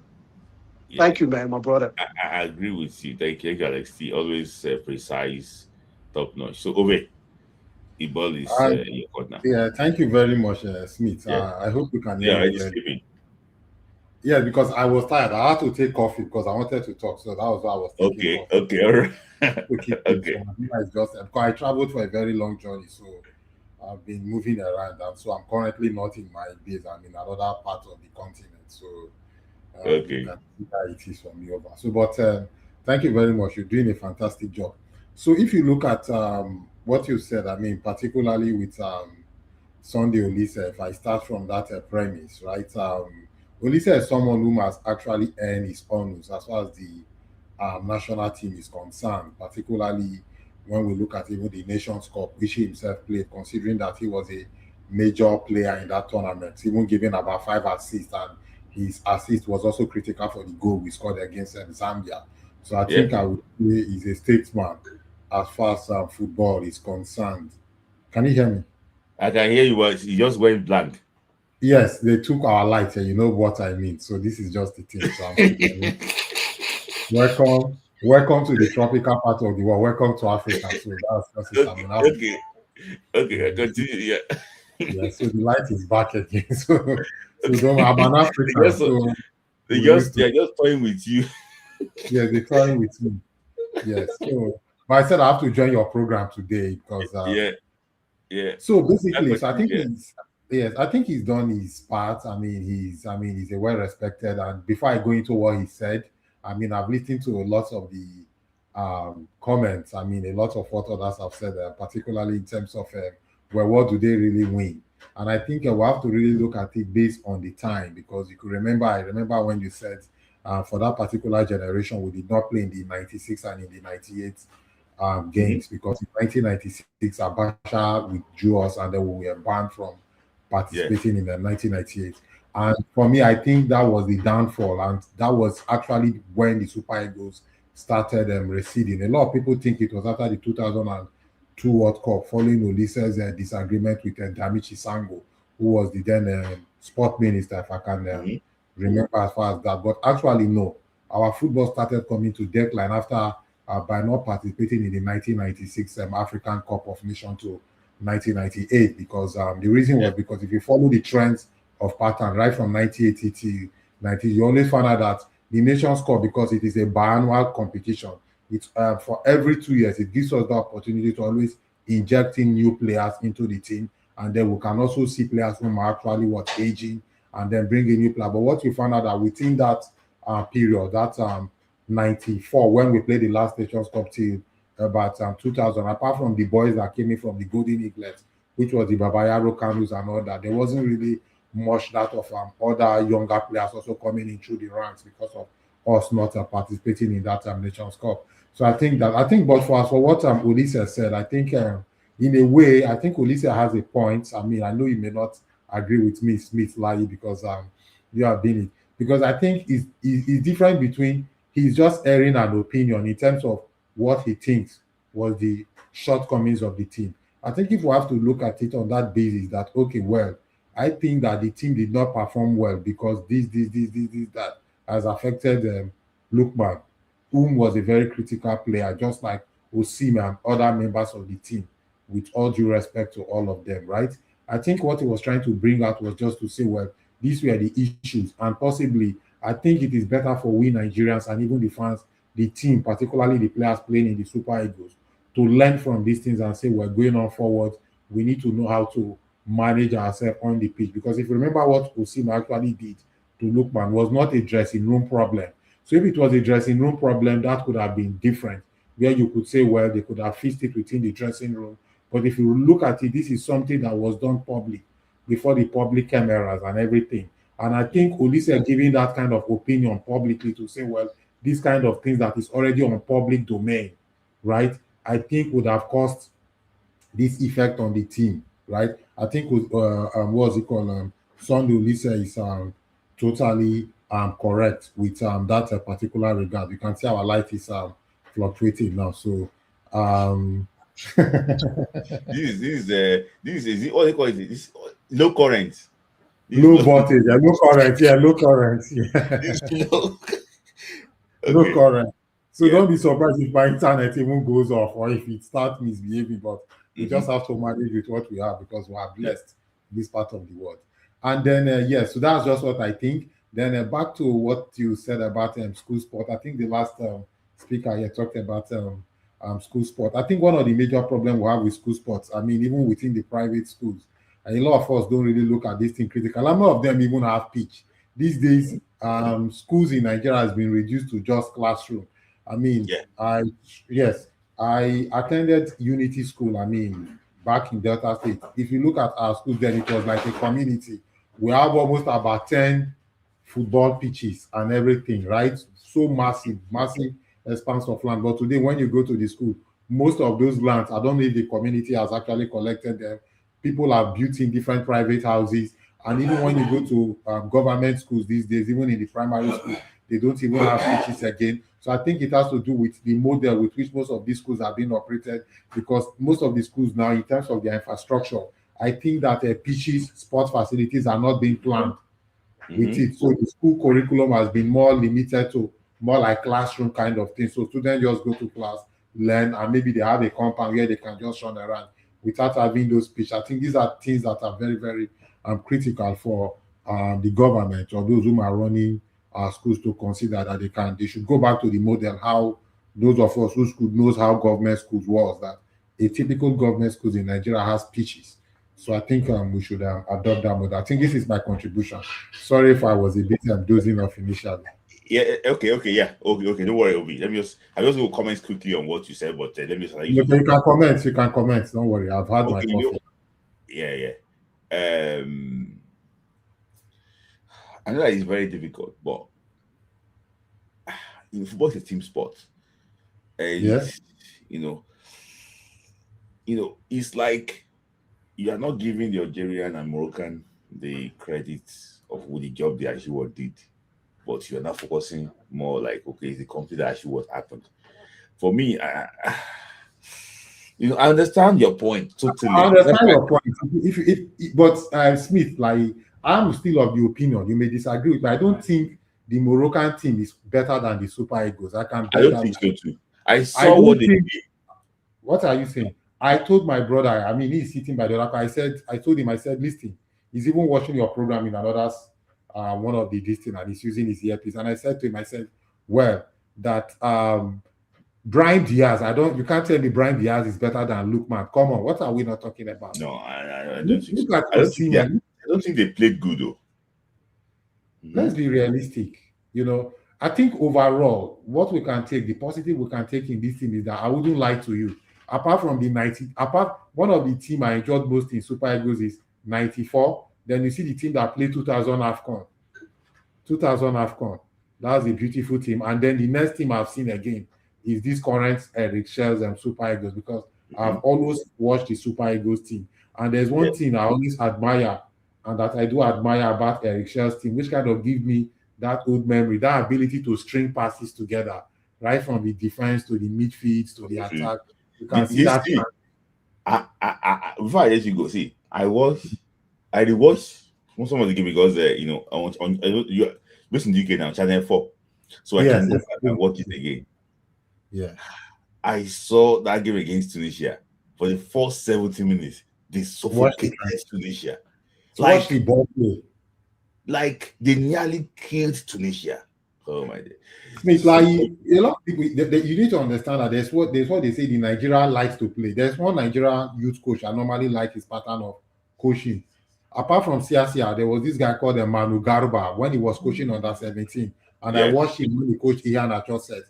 And if you notice, if you watch the kind of ball Garba plays, that's the Nigerian ball we know. You suffocate the opponent, get the ball, quick break, they move very quickly, and that's it. And for the last Nations Cup also, you could see the normal comments, the commentators were talking about the team. And if you always notice, whenever Nigerians are playing, if you look at the 94, even all those teams we've been talking about, the successful Nigerian generation, you would always hear one comment from the commentator. I don't know if you take notice of that. Do you know when Nigeria holds the ball, there's always one thing the commentator thought. They say attack. This is where the Nigerians are extremely dangerous. You understand? They be like, oh wow, there's so much firepower in this Nigeria attack. You understand? And you see, so it's kind of I think Eric Shell has really done a good job. I agree too. Thank you, enjoy your stay. Enjoy, with my light turning on and off. So sorry if it was not. enjoy the weather. Yeah. Thank you, Obi, for your time. Thank you. So so is after depth. I want to bring so and Ashworth Ombu together. So, but let me just just give me like a few minutes because I want to bring you an Ombu together. Then we'll wrap it up. Professor Dato Vital, your camera is not on. Maybe you can hear me, but let me bring Sida Namala so that So sorry, you know that you've been waiting for a very long time, and I saw your comment to see people People did not agree with you, but at least you can come and say it clearly now. But let me hear from Damola first. Damola, your thoughts. Take it from anywhere. Yes, Ice Mate, it's good to be on your show again today. Yes, thank you. I don't even know where to start from. First of all, I would say about this last AFCON. I feel like there's so much audacity that is coming up each year by CAF and FIFA. You know, we know that there's global corruption. We know that there are things that happens, you know, in life, you know, biases and things like that. But some things happen that is so, like, for example, did you see how Infantino his reaction after Morocco lost that penalty? Did you see his body language? Yeah. And I've been thinking that what is really going on at FIFA and CAF. When I was growing up, I knew FIFA and CAF to be regulatory bodies, right? They regulate football. But now, these days, they always seem to take a side. You know? If it's about money, FIFA is a rich organization. And I also believe there are countries in Africa that can host tournaments. You know that? They just need proper planning. You know, even in North Africa, you've got Algeria, you've got Egypt, you know, you've got other countries, you've got even South Africa in the south, you know. You've got, I mean, even Mozambique can host something. Angola can host AFCON. Do you know that? They are doing one now. Even Rwanda can host. You know, so I don't know what is going on, but I'll just leave it as that. You know, I'm deeply disappointed. In the 2021 AFCON, I remember after Nigeria lost to Tunisia, I stopped watching the games. Like the last game I watched was the second round match, right, between Nigeria and Tunisia. And after that, I did not watch again. The final, I probably watched like 5 minutes. Do you know why? Because the officiating was so bad. Like overall, the officiating was so bad in 2021. Now, the next one in Ivory Coast, it got better.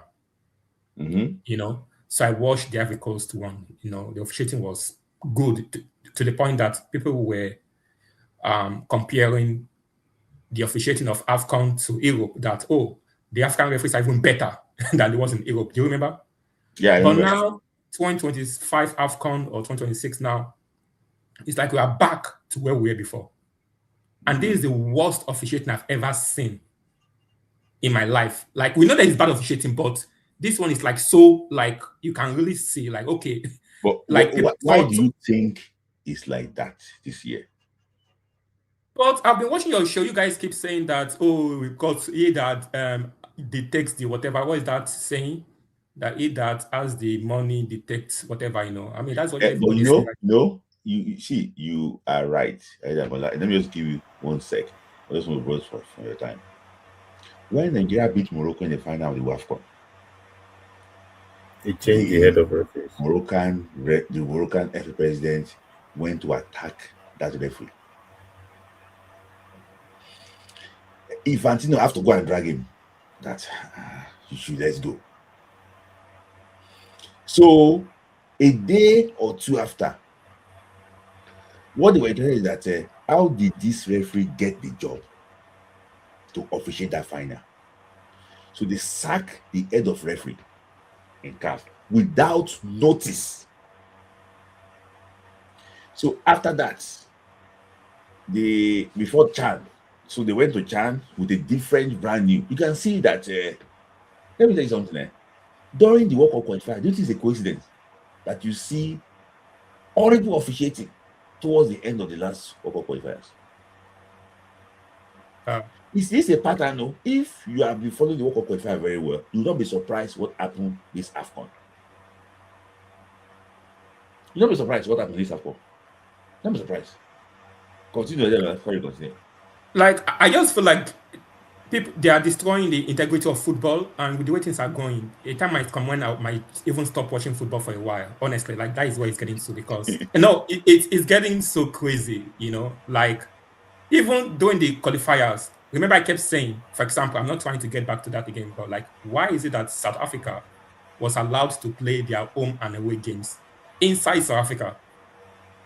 And people were giving argument that, it's because Lesotho, Zimbabwe, they don't have home stadiums. Okay, if that is the case, why don't they play it in a neutral venue like Angola or Mozambique? For me, there's still no justification, right? Why would you allow Morocco during their last qualifiers to play most of their away games inside Morocco? So these are the kind of little things that I see FIFA and CAF doing, which is destroying the integrity of football. It's probably good that what happened on Sunday happened, so the whole world can see how compromised tournaments have become. So, sorry, before you continue, I just read something. Why did the FIFA president go and meet Moroccan players before they went to their camp? I don't know. Sorry, not CAF president, sorry. FIFA president. Why did they allow Mosepe, say that you're not VIB, go and over to them? They did not. Did you see that Infantino, when it was time to hand over the trophy, he was not even interested? It's like it wasn't. Mosepe, normally they will all go together, right? Like, hey, yes, have the trophy, but he could see that he was not even interested. It's like, and you're not even a Moroccan. Do you get it? It's not like he's from Morocco, or maybe his grandfather is from Morocco, or maybe does he have Moroccan ancestry that we don't know of? He comes from Morocco regularly. But still, it's just too much. It was so, but anyway, let me leave that because of time, Now, the Olise issue. The Olise issue. So I watched the Olise interview, right, a few days ago for the first time, and I had to rewatch it again today. Right? And first of all, I want to say something, let me start by saying this. Olise is a legend. He has accomplished a lot. He accomplished as a player and even as a coach. I think it was the first Nigerian coach to go to Europe, and he took a team from second division to a first division. Technically, he's sound. I mean, he joined the FIFA study group, right? FIFA normally invites him, once in a while to discuss football issues, Also, Olise is a player who was like an activist when he was a player. He fought for the rights and the welfare of the players. And due to that, he was thrown under the bus several times. The last one was the 2002 World Cup issue where, we know what happened, right? Yes. Where he fought for players and then they stabbed him at the back and, allegedly, So he's a legend. We can't take that away from him, However, Olise is very divisive. I don't have respect for people who are divisive. People who are divisive are very manipulative, and oftentimes they know what they are doing. When he was giving that podcast, first of all, I thought he was trying to give the podcast as a neutral African football analyst. First of all, his commentary during the AFCON, I did not really have issues with that because he was giving his commentary as a commentator, right? So he has a right to. So for the Nigerians who were saying that, why was he? He was like he does not. No, he was giving even if it was me, I would give my commentary in a neutral way, right? And hide my bias. But now when he made that podcast and he started by saying that, he was sabotaged, this and that. I'm like, okay, he has the right to talk about how he feels. Maybe he's talking also as an African football analyst, right? But as he began to speak more, it was like, okay, I see where this is going to, and that is where I lost the respect. Olise,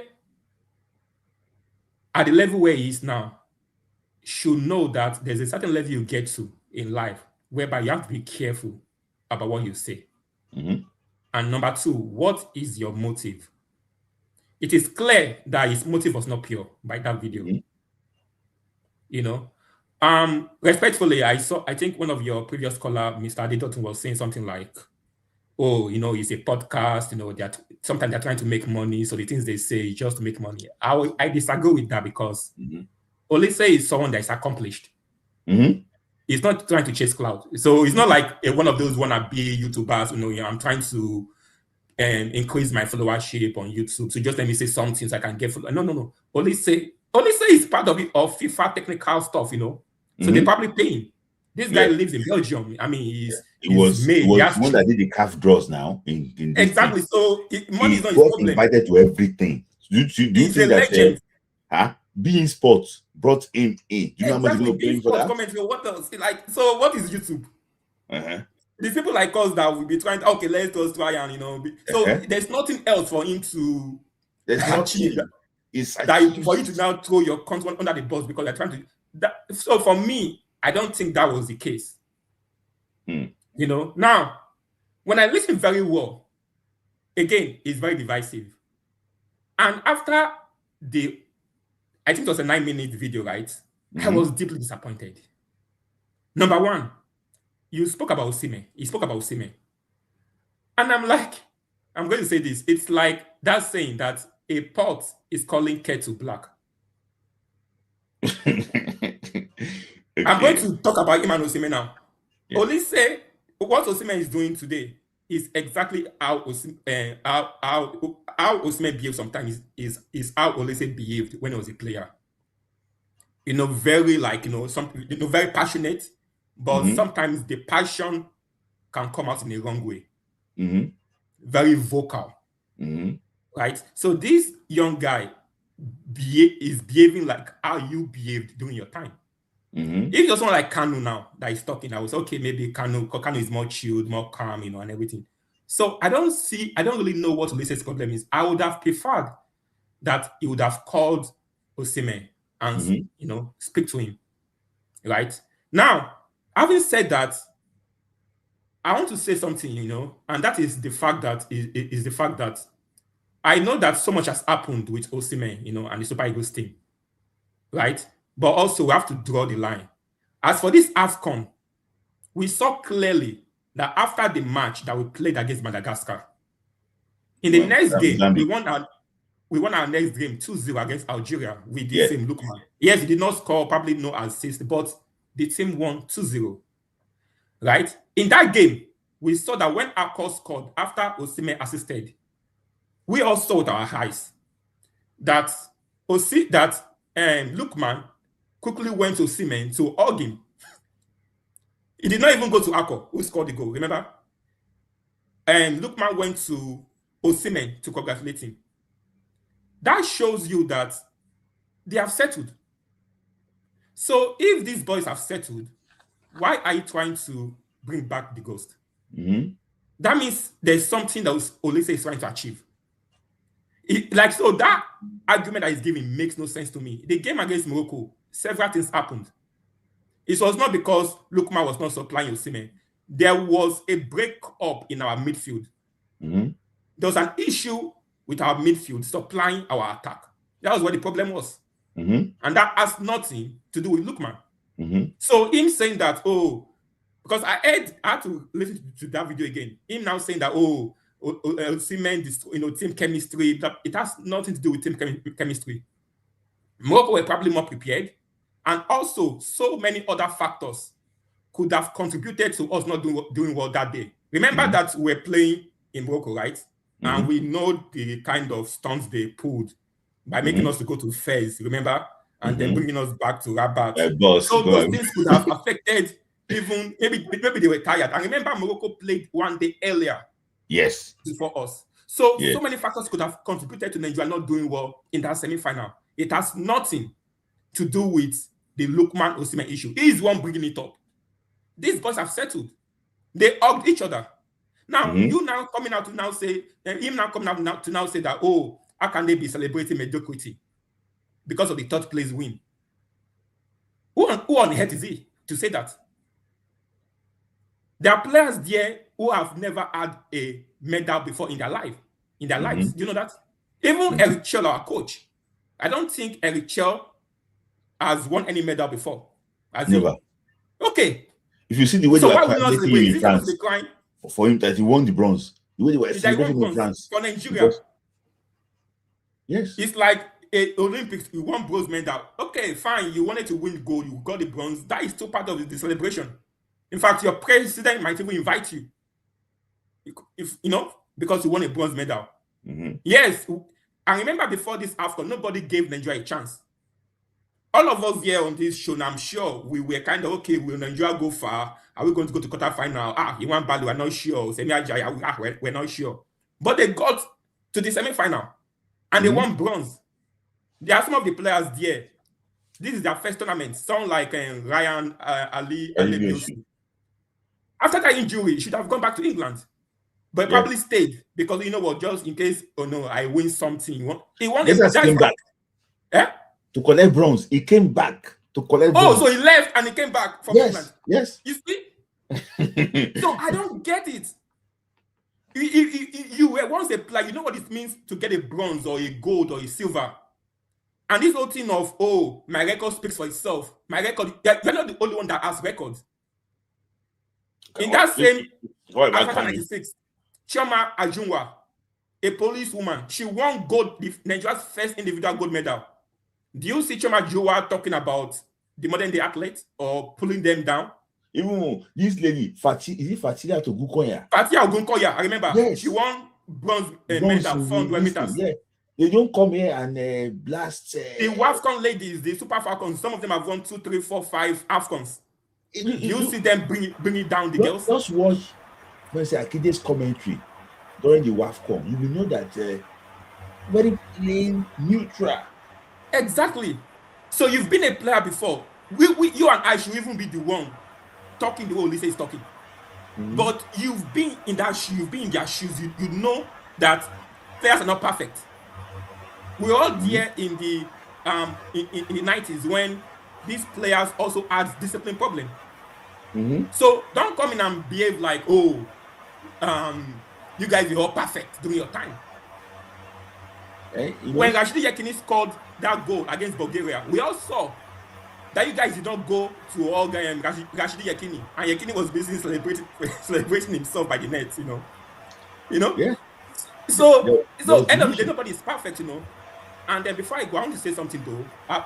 Having said that, I will also flip it like this and say something quickly about the Osimhen issue, and this might be a bit controversial. I think some of the things that may have angered the legends is how Osimhen, how he insulted Finidi,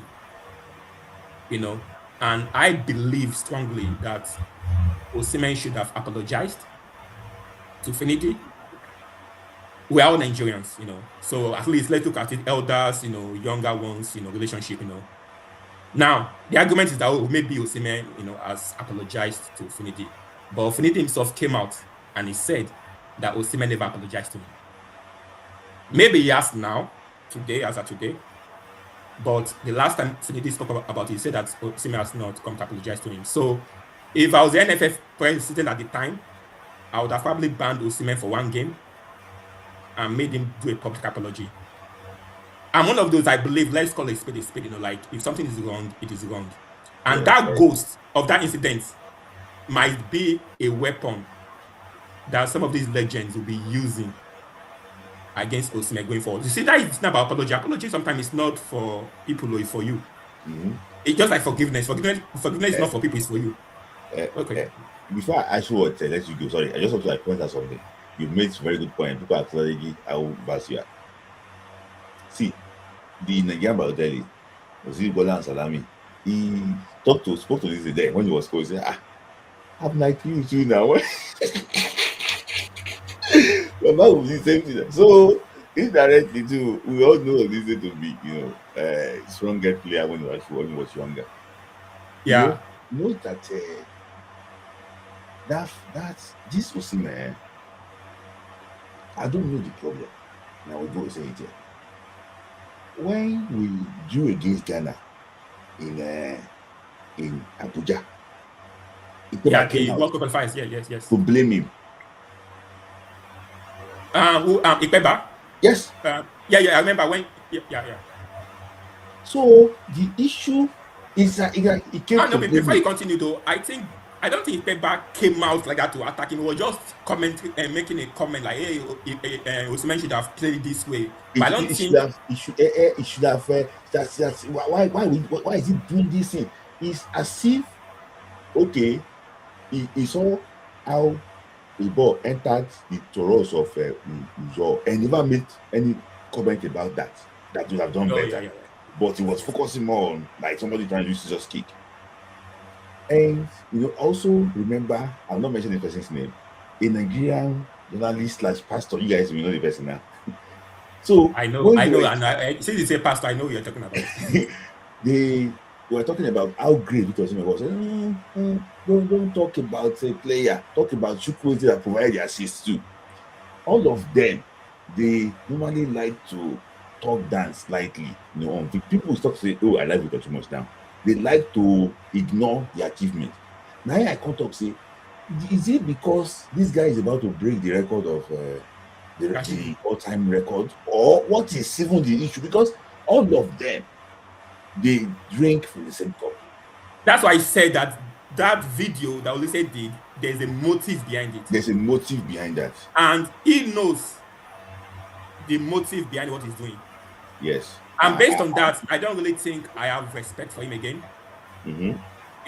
He's not the only legend. Yeah. We have legends that will come to you. Yeah. Thank you, guys. Thank you very much. Thank you. People usually stay to listen to you. In this, I can see the peak of people listening to you. Thank you for your time. So, sorry, I know I've been waiting for a very long time, but no worries, that's fine. I think everything Tamola said is very apt and very on point. I'll first start with the AFCON, the shenanigans of the Moroccans. I think it's like that with North Africa, from even African Champions League. They find they know the dark arts, they find it everywhere. I mean, FIFA has a base in Morocco now, very big headquarters in Morocco, so you expect the FIFA president. And I mean, FIFA and CAF has always been corrupt institutions right from time. It's just that because of the invent of social media, we're seeing more things. It has always been like that. The CAF president will always favor one party against, and Nigeria has always been on the receiving end because we're a big nation in Africa. So when we go into competitions like this, there's this somehow clamor against Nigerian teams and all that. And we know what happened in the refereeing, all right, which you guys have identified. The head of referees was removed when the refereeing was very balanced. He picked the best referees in Africa. But when the Moroccans played a long game, all right, played a long game. If we can get the head of referees that will favor us, then refereeing in the AFCON in Morocco will be favorable when the Moroccan team is playing. And if you notice, it was whenever the Moroccan team is playing, right from the first blast of the whistle, I knew that the competition will have a problem, because the first penalty against Comoros was a dubious one, very dubious. Go and watch it. The first penalty that could have and Morocco missed the first penalty by their number 9. All right, he missed the penalty, but it was a dubious one, and I knew that this AFCON is going to be strange because the Moroccans will be favored for every call. We saw it in Tanzanian game, we saw it against Cameroon, and then I knew even against Mali, even against Mali, that the game against Nigeria, we must play the politics before the game. And I could not guarantee that the Nigerian FA had the understanding of we need to play the political game, because they are finding their own. They are looking for themselves. I expected Pinnick to be able to fight the boardroom politics before the game, and I knew that when they get into the Moroccan game, it's going to be very, very difficult if we have not began to fight before the game. And so, do you think that these guys don't meet somewhere so that, let's just this is the like host and win. This is dangerous Yeah, way. of course, it's host and win. I mean, Morocco has put in massive investment. They've built out the CAF many times. All right, FIFA is in tandem with them. It's always there. Yeah, they want Morocco to be on top of African football. They've been on top of the rankings. They're providing facilities. I mean, Morocco, they put their money where their mouth is. They've invested in football in their country.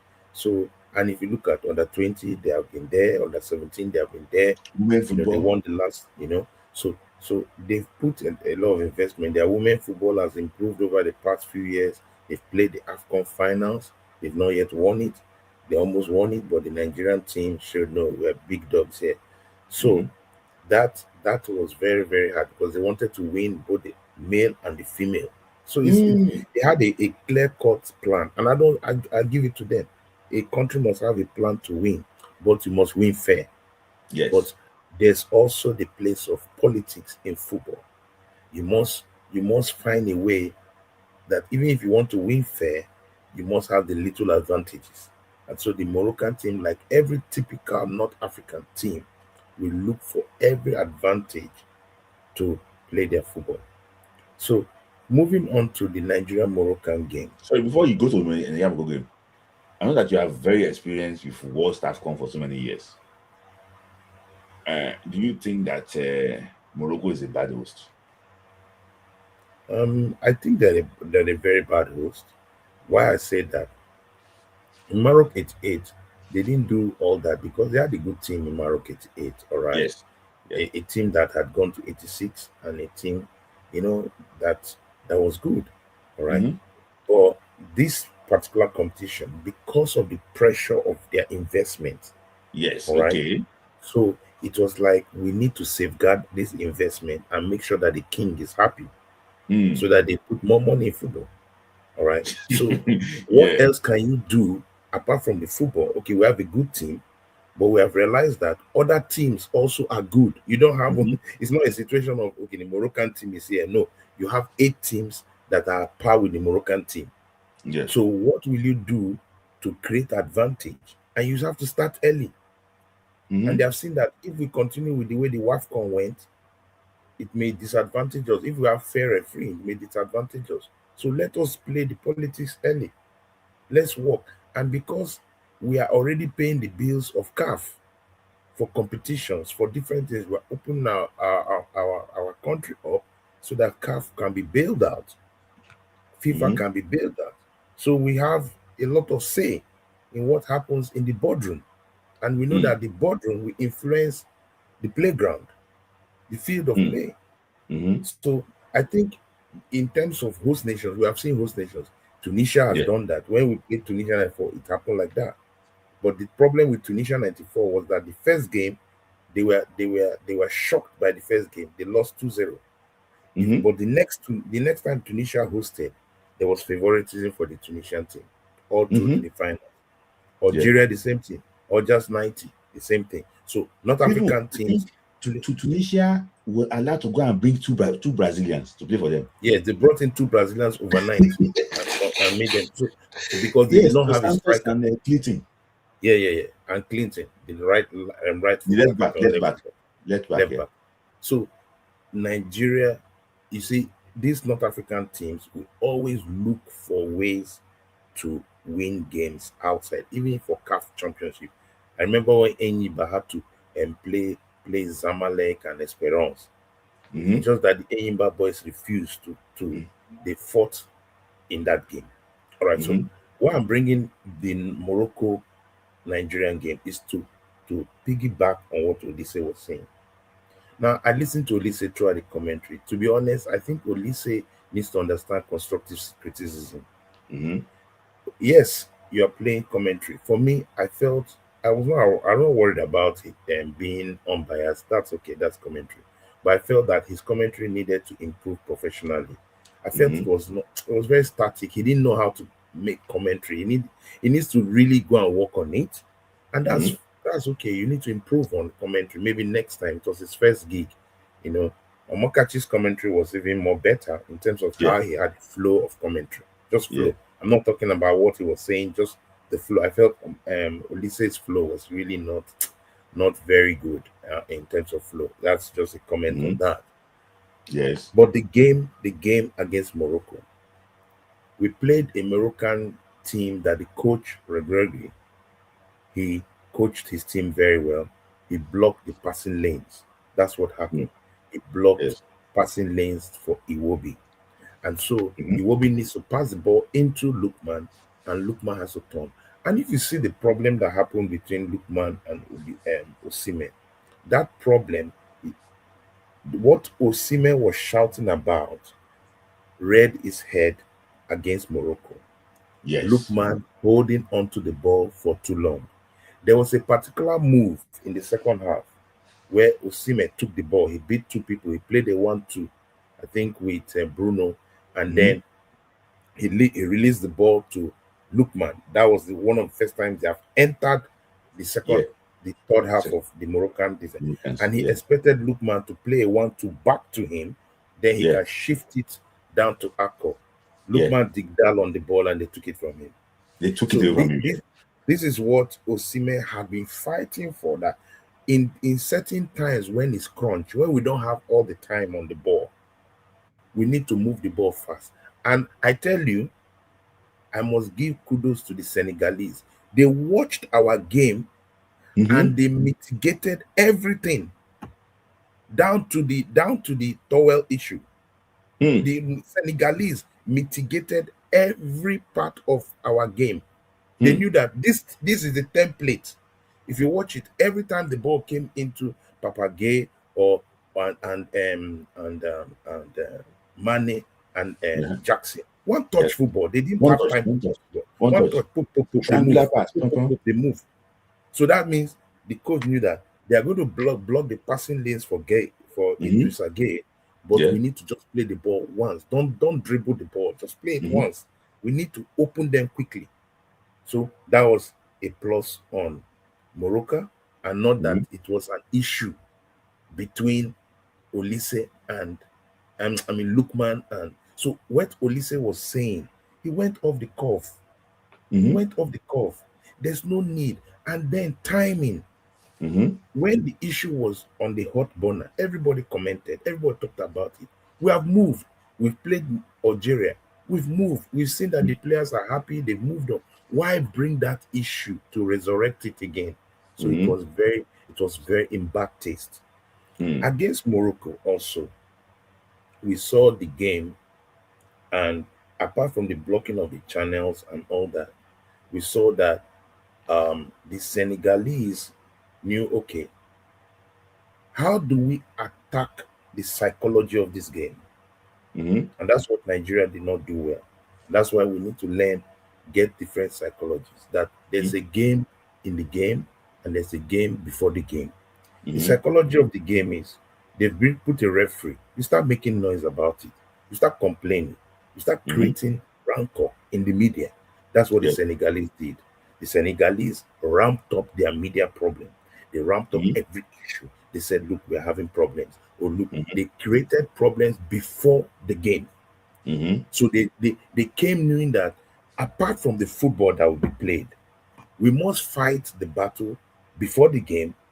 We fight the battle in the game. And I told somebody that if I was the Nigerian team, and I didn't know that will happen, I told somebody if I was the Nigerian team in the semi-finals, there's a ball that happened where Osai Sanwe beat a player and he recovered the ball and the referee blew it, which was a shocker.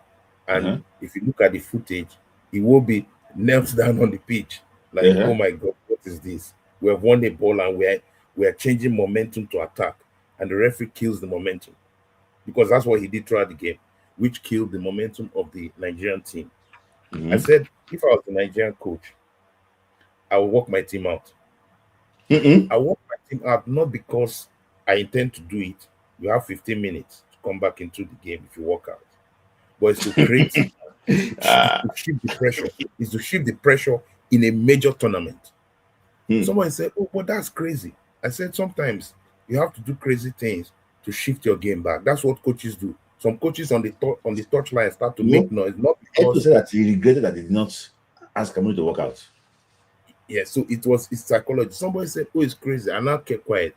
When I saw it in the final, I said the Senegalese understood the psychology of this game. They turned it back to FIFA. They turned it back to CAF and put it front and center. And so therefore, after that, if you notice the refereeing after that, every 50-50 challenge was open. Yes. After they came back and they lost the penalty, the game became balanced. The refereeing was balanced immediately. And then the Senegalese started having chance because they were winning the 50 balls. Because the West African teams are more physical. So that was what I'm trying to bring this so that Olise's analysis of what happened in that game in particular was not a situation of Lookman and Osimhen problem. No, it's not. And so it begs to see that there's an agenda. And the 94 boys are creating an agenda for this team because the truth is this is the closest team in terms of football to the 94 team. In terms of how to play football. This team played exactly as if they were the 94 team. And so that if they continue staying together with their cohesiveness, they may surpass them. That is one. Number two is that they cannot, Olise must also put his hand up. All the things he said concerning Chell, I was listening to all of his podcasts that, he should have given to a Nigerian. For crying out loud. Now that the man has performed, we have given you the coaching before, you ran away, you left us halfway in the coaching, you left us halfway in qualification, where somebody had to take his job and we couldn't qualify. So Olise has been given his chance, and he's one of the best defensive midfielders Nigeria has ever produced, in my opinion. I've watched many defensive midfielders. I don't think, if anybody can say who came close to Olise as a defensive midfielder, nobody. He was one of the top 5 defensive midfielders in the world. In the world, he played for one of the top 5 leagues. What a player! So I do not take out his playing game, all right. But in terms of coaching, he had challenges with man management, because of his personality. It's just like if Osimhen says he wants to be a coach tomorrow, I will feel not really, because he needs to work on man management. He will need to work on how to relate in terms, because that's a different behavior that you need. So for me, I think that's what I just want to talk about this Senegalese. So what they did is brilliant, and they were able to come back into the game and basically turn it. If you put him on a suspension, then you have to go back to suspend some of the Moroccan FA has to be fined because of the racism that was done to Wabali. Yes. When you throw Wabali a banana, it's clear monkey racism. We know that in AFCON. In an AFCON. Because we don't like to say the real truth. The North Africans don't see themselves as Africans. That's shocking. They don't. They see themselves as Arabs first. And this truth is normally there. Most North Africans see themselves first as Arabs before Africa. So to do that in an AFCON, number one, you charge the FA. That's what will happen. Number two, why is it that repeatedly in the Nigerian game, the Nigerian goalkeeper's towel was always taken? One, because normally sometimes the goalkeepers put the penalty markers on their towels. All right. Apart from the wetness, they put penalty takers inscriptions even on their towels or on their bottles. All right. So you did all that to destabilize the goalkeeper. Thank God that Wabali's head was screwed on throughout the game, because that can destabilize. The Senegalese mitigated for that. The Senegalese told their top choice goalkeeper to ensure that you mitigate for that situation. That was sharp thinking. So they also need to be fined. The player, Sabari, was there. Sabari was blocking players, dragging. He needs to be fined. Yeah. So So we are going to watch what CAF will do, because it will be an indicator of how they want to play the long game. Although Morocco is threatening subtly about issues of, okay, we'll not host you guys, we'll not bail out CAF, but that's where other African countries, this is African Nations Cup. So I know people are worried, playing field and all that. Other countries should rise up. There are many countries that can host. All right, we'll play the African football, and we'll see how it goes. So this is my take on the Olise thing. I don't think it was necessary. It was not the best time to say that. It's past. It's a stale news. He just resurrected it for no reason, and it's really appalling that a legend like that will bring that. But I think the team, Chelsea should shield his team properly. All right, this is the time the Sharks will come around this team, shield this team properly, give them focus. They have a Nations Cup to qualify. They have a World Cup to also qualify, and then building new players into his team. Yeah, that's my take. Oh, this is very, very good. When you say we stay with the best for the last, fantastic. This is, I don't know that you can take that, say you work out the team. That's the strategy. Eto said that the reason why that they didn't give him 4-match ban, even that don't work out Cameroon during that game against Morocco. So for me, I just think we need to do better. But thank you, Sid, for your contribution. Thank you. We actually enjoy it. Thank you very much. Yeah. So let me just take super chat before I bring my yes. I'm wearing he's waiting. And also Chris, I just wrap it up together. We'll do it once and wrap it up. So thank you for the super chat. Let me just take some quick comments before. Thank you, Kenny, for a super chat. Thank you.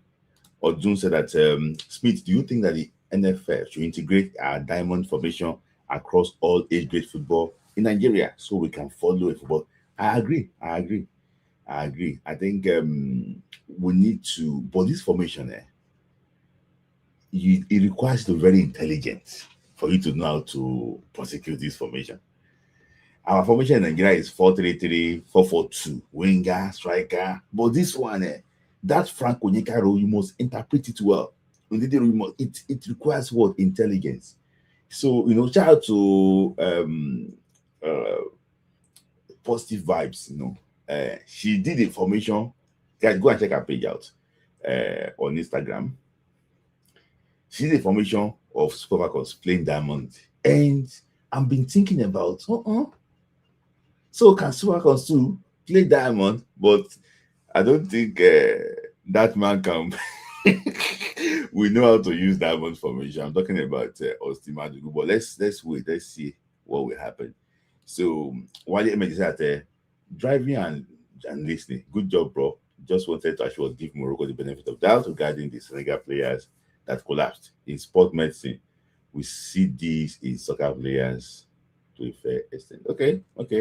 Let's give them what benefit of doubt. Thank you, Wale, the MD, always supporting. Thank you for your love. So just that Smith, any take on the NFL election? Who are the bright candidates running for the election? Because we need to save our football. See, when you say bright candidates, I don't know about that one. No. Maybe I'm boy, somebody that that is a bright candidate that can run for election, but I don't know. Because there's a lot of things involved in this. Let me just take one comment from Odun says, because we have two variations in that formation. So the one with wingers, okay, and the one with CMs. Yeah, there's variation. So that one requires what? A lot of interpretation.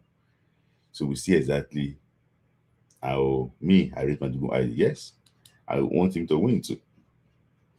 So I have 4 people she was waiting. We're going to do it once and for all. Alex said that the diamond formation will only work with Iwobi and Ademola for now until we find to replace them. We cannot.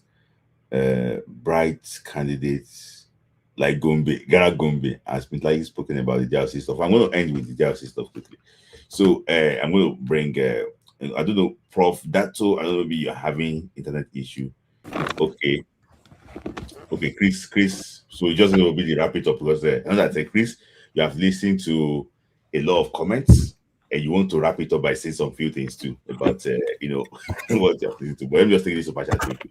Okay, I beg, cut seat side, post time. Okay, the diamond formation will enable us to achieve what to get intelligent footballers that will learn different roles in underage. I agree with you.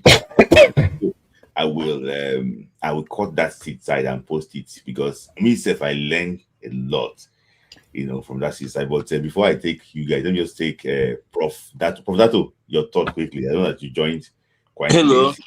Yeah, Hello. good day. Are you hearing me? Yeah, I can hear you. Yes. Yeah, I'm pleased by all what people said.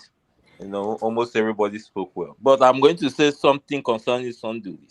Sunday says speaking as if he did that. He did well, though. But Sunday says should remember the match July 1, 2001. I'm quite sure we played in Sudan. He missed that match. Then he didn't give an excuse. I was surprised in one of his podcasts. He said he had back injury.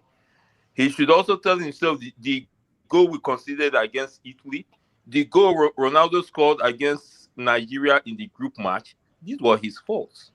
Now, there's something the last speaker said that it seems that 94 team is jealous of this team. I'm beginning to see that. Do you know why?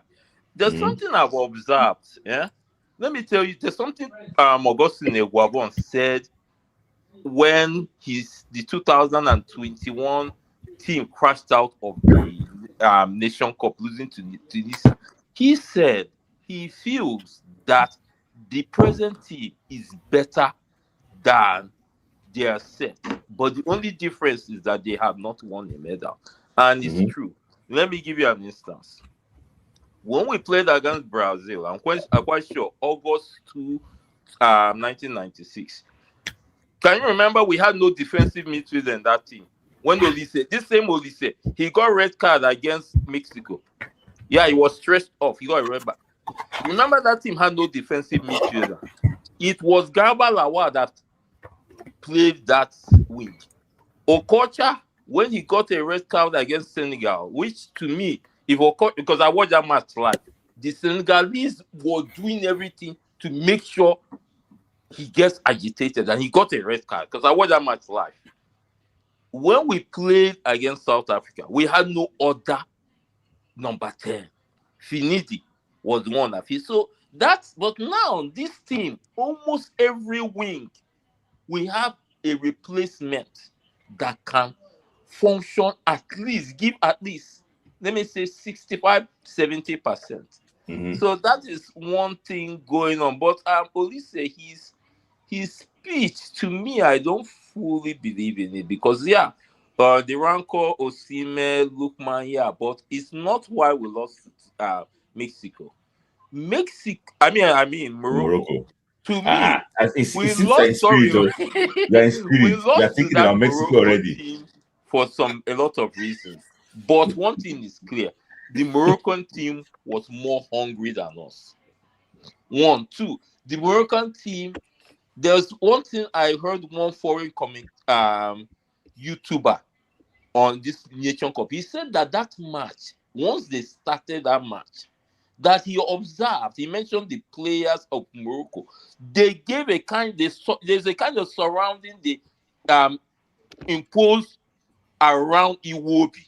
That's why he was not able to. This thing is similar thing was what happened to Osimhen when we played against Ghana. If you watch that match, when Osimhen was moving in most instances, he didn't see any person. But once the ball gets to him, you see players in front of him. That is what happened against Morocco. So I don't know. He can say what he says, but I don't really buy his idea. The NFF should now think of doing things right, because I said it in your colleague's program, Ego Track. I told him that I think they know in 2 months' time we're going to play. We're going back to that Morocco for the Falcons. I don't see Cap. Cap hasn't learned. this same thing may play out. You have a lot of people there. Let me allow them to talk. Thank you for allowing me to talk. Thank you, Prof. Very, always very short, but he always eat the nail on the head, and also very good historian too. The dates you are mentioning here means if I don't forget. That is me. When I started watching football, what made me to watch football was I changed secondary school to one secondary school. So that school, when I came, I met a lot of guys that we grew up in Enugu together. Then, they were always talking football, and I couldn't fit in. Then I said no. Then I started. Then when I started, I found out I surpassed them because I am good. I'm somebody. If I watch a match, I remember the dates. So before you go, somebody just counter your comment. Thank you. Sorry, before you go, somebody just said that the 94 set are far better. In 10 seconds, do you agree? Do you? He was just trying to counter your comment. You said 94 set. What happened? He said they are far better than these Eagles. I didn't say that. I don't think they are far better. The only thing I'm saying, this set to me, this set to me is better. The only thing this set hasn't been able to win a trophy. Then there's another thing 94 set has over this set. The ability of most of the players in 94 set, like Okocha, Olise, Finidi, you can't compare it to their equivalents now. You can't. Even in one podcast, I don't know if it was Babangida, I can't remember. One of them said that honestly, that if you compare their set to this set, that Osimhen will cancel out. He just said Osimhen will cancel out. He didn't mention any name. So that's what I see in the 94 set. They're good. They're good. Yeah. But this set, to me, all they need is to win a trophy. They will surpass the 94 set. All right. Thank you for your time. Thank you. Always, good hearing from Prof. That's how. So, thank you guys. Let me hear from them first then, because then Umbueri and Chris can battle it out. That's Yes, so my brothers, always drop those watching.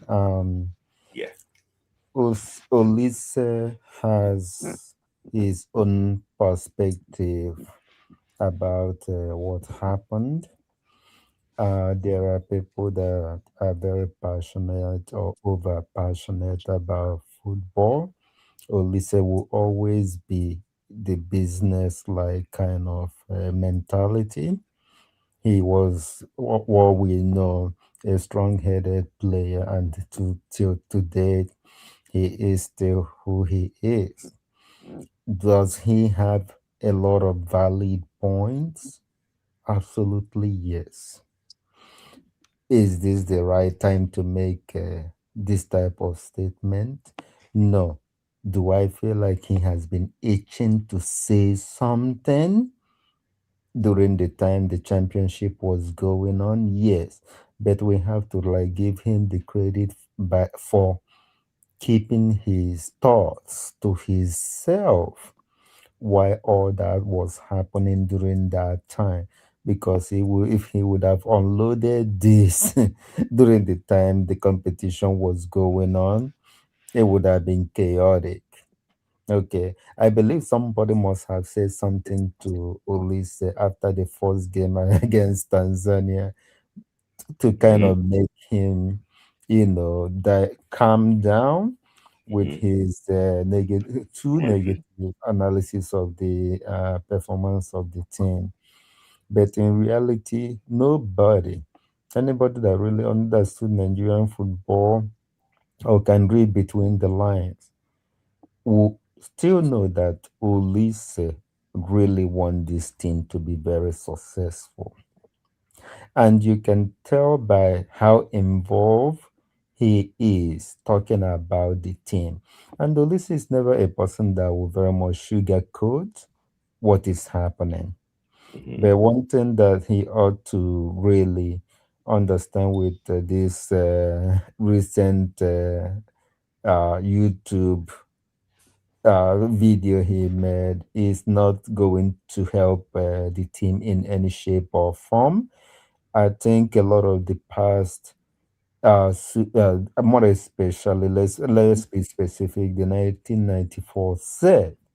They are very much our joy or in our history, but at the same time has turned out to be the huge stumbling block towards the success of the national team since they stepped away from the limelight. Because when you look at the Senegalese team, you can see how close their past superstars are to their current teams. You saw that with Drogba, with the Ivory Coast team that won the Nations Cup before. You saw that also with the Senegalese. These are relationships. You can even see that with the Moroccans. You can see Shipo. You can see Mustafa Haji. Nuro, Oh, Nuro didn't name it. yeah, yeah. The previous players are always very close to the. But I want to ask you a question, also. Oh, Do you think that Elagi Diop can come out and say something like this? no, no. Haji Diop will not do that. Imagine, Miss. I'm saying no that he will not do that. Do you know why? I will say it.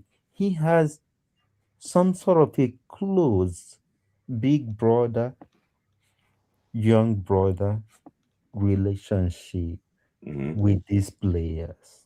That is why he will not do that. But when you come to the super ego, the relationship is like ocean apart. There is a significant jealousy and disunity between that older generation and the newer generation. Same thing applies to their football association. It is a very disintegrated system. That is the problem. Imagine what Iguavon said. Imagine today, why wasn't any home base team player selected for this team? You don't have it. Your league is ranked 91 in the world and not even among the top 10 leagues in Africa per recent ranking. And they showed exactly that when they played in Chan. None of the home based team in Nigerian Football League will be able to raise a team that will come out of the group phase of a Chan. That is the ugly reality. They have to very much focus on fixing what they have broken with the Nigeria Football League. Yeah. So I want to ask you a question again. You know that Samadeto had a back and forth with Andrew Nana. You know, this Cameroon national team, and he comes out and says that it's my son all the time. So like I don't see, so it's my son, it comes out of that. I don't see any, you know, I don't know, I stand to be corrected though. I just want to look at what could this Skipo himself be thinking. To say, okay, you know what? I'm going to put this on the YouTube and everybody should go back. In fact, even went to go and put it on his Instagram. So that, that you get that talking, you could, so there's what wrap it up. So I use that. I think it was not necessary for such thing to happen. In terms of on that note, yeah, what he did was not right, and I think he can rewrite his wrong on that on his own time and terms. Yeah. But you said but you said what you said was valid. What he said was valid, why is but it the valid? timing was wrong. But why is it valid though? Why is it valid? Okay, what he said was valid in terms of there are behaviors that should not happen between teammates. Okay, that behavior happened in AFCON. Let's be honest with ourselves. And one thing you have to understand is that Ademola Lookman is a very quiet but also very sensitive person. I don't think. Hold on. Can I say notice something? how his performance completely took a huge nosedive when he was having issues. I don't think so, man. I don't. He had issues. Sorry, Chris. See, I don't know if you guys saw that thing when Lookman had a chance to test Lucas Zidane against Algeria. That he tested the goalkeeper, and it was meant. No, he tested the goalkeeper. Osimhen was clapping for him. You know, like before Osimhen would say that, "Oh, I won the ball." All this thing has been resolved. I believe so. I believe so. It's been resolved. Can I? You know something there? It's funny because in Algeria first game, first game in the AFCON, their striker got angry because they didn't pass the ball to him, and when the game ended, he refused to shake anybody, and the video is the Nigerian players were complaining about it. He just pushed the players and just went straight to the dressing room. He refused to go greet the coach. He refused to shake any of the players. He was angry and he walked down the tunnel and went to the dressing room. Was it their number 9? Yeah, the number 9. Did you hear what he said after they lost? He was angry because they didn't give him the ball, but that didn't stop them from having a good tournament. Did you hear what he said after they lost to Nigeria? What did he say? He very much put their coach on a platter of whatever you can call it. That the plan was completely flawed. That why would he play a formation without a number 9? That was what he said. So,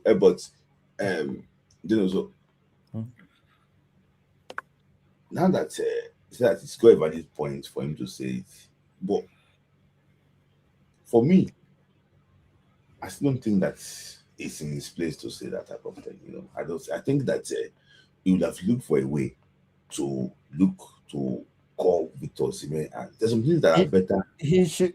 What he said. Okay, there's a difference here. What he said was valid. The manner which he carried it out was not right. But you mentioned jealousy. What is the jealousy? Who mentioned Olise? Envy. So humiliating. How did the Chuma humiliate Lukman? When he said jealousy, he did not specify. What is now talking about? I do not believe that it was a jealousy thing because it was in the game, in the heat of the moment, players wanting to score. Sometimes you making the right decision might be difficult. Even the right decision might not yield you goal. Sometimes what seemed like the wrong decision might actually be what gets you guys the goal. Okay. You know, I like when people can see things from a different angle. You're not in your head waiting for your time. I was thinking that you are but it's good that you can see it from I wish he had talked to Osimhen one-on-one on the phone or in person. When I meant the relationship that the Haji past players have with the present team for the other national teams, it does not exist within our national team. That is why something like this. And why do you think it does not exist? Why does it not exist? A jealousy. Yes, thank you. You don't finish it. So, because what you said now, there's now two sides to it. Because let me tell you something there. And I'm going to say them before I let you go then. So,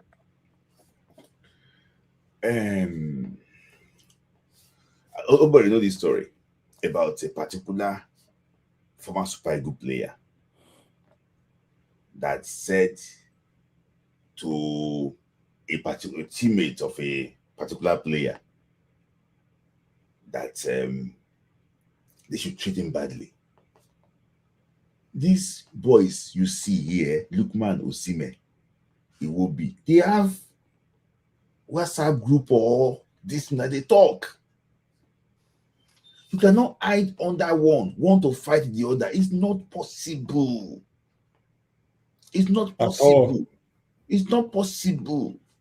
You cannot, because hey, this thing, okay, they appointed somebody as Super Eagles coach. He was wearing pass around Lagos, saying that he wants to take captain and band from somebody. You know, he's already set himself up for failure right from the first. He already set himself up for failure. And he wanted to remove the captain armband from somebody that is not even playing. That the person that said they wanted to give the armband is not even active at all. You know, so that is my problem with this set of 94. It's not like we keep on defending them. They have tried for Nigeria, but they keep on getting everything wrong.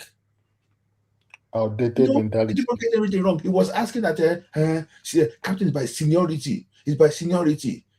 He was arguing. I saw the video. I was just like saying that, where did we now get to? In fact, the coach I'm talking about, I don't think they pay him salary because he did spend up to 1 month because they come out. See, the issue is these guys just need to know that the time don't change. I hate to say this thing. It's like they feel entitled to some certain things because for certain things came out said that a Malian, that is even, it's not even good. So a Malian not be human being again. Imagine us going to a Malian, not be human being again. But he went to a different country to get it. Like inferiority, superiority complex. That what has Mali achieved? That the position should go to like a Super Eagles member. That is what I believe. That is somewhere in Port Harcourt saying that there's no formation. No, like no formation, exactly. Thank you, then also for your time, because time's already fast spent. Thank you. Yeah, one more comment, Smith. I'm glad a lot of people eventually said something. African football has significantly changed. If CAF does not address what is going on, this is going to change the outlook of African football going forward. For a banana to be thrown on an African soil, if something is not done about this, man, I wish the whole African team said, no, we're not playing. I wish so. I utterly wish so.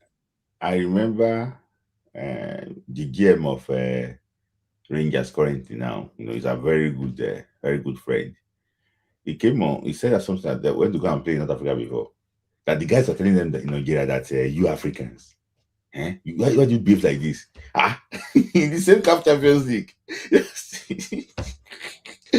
See, but what I just see in this, I spoke to one Algerian after the game against we won, and he called me that you have the best team.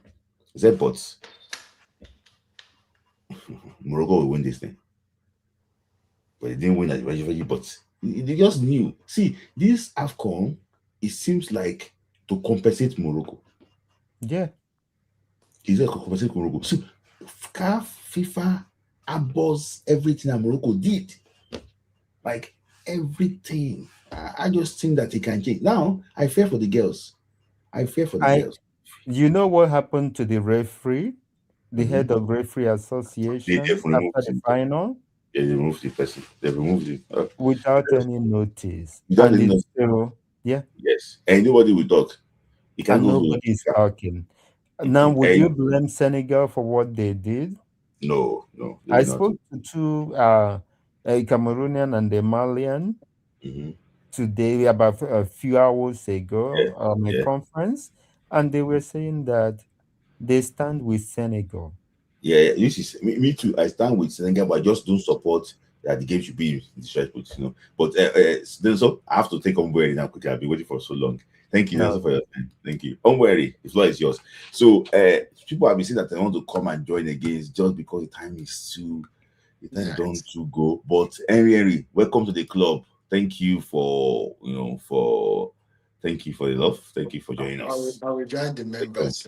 Yes. No. Thank you, Henry just actually was join. I know that Henry was planning to actually join. But let me take this comment quickly. Is that how much to join for the member? They really feel entitled. It's okay. €50. $50. Okay. Let me start. No problem. So let me start with a prayer.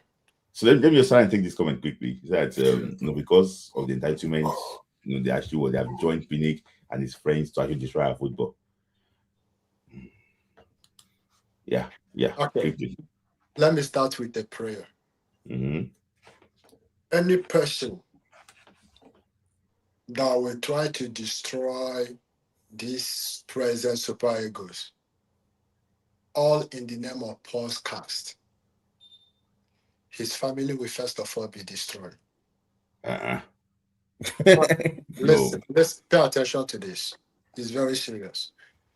Any person that wants to destroy these present super egos, destroy, all in the name of podcast.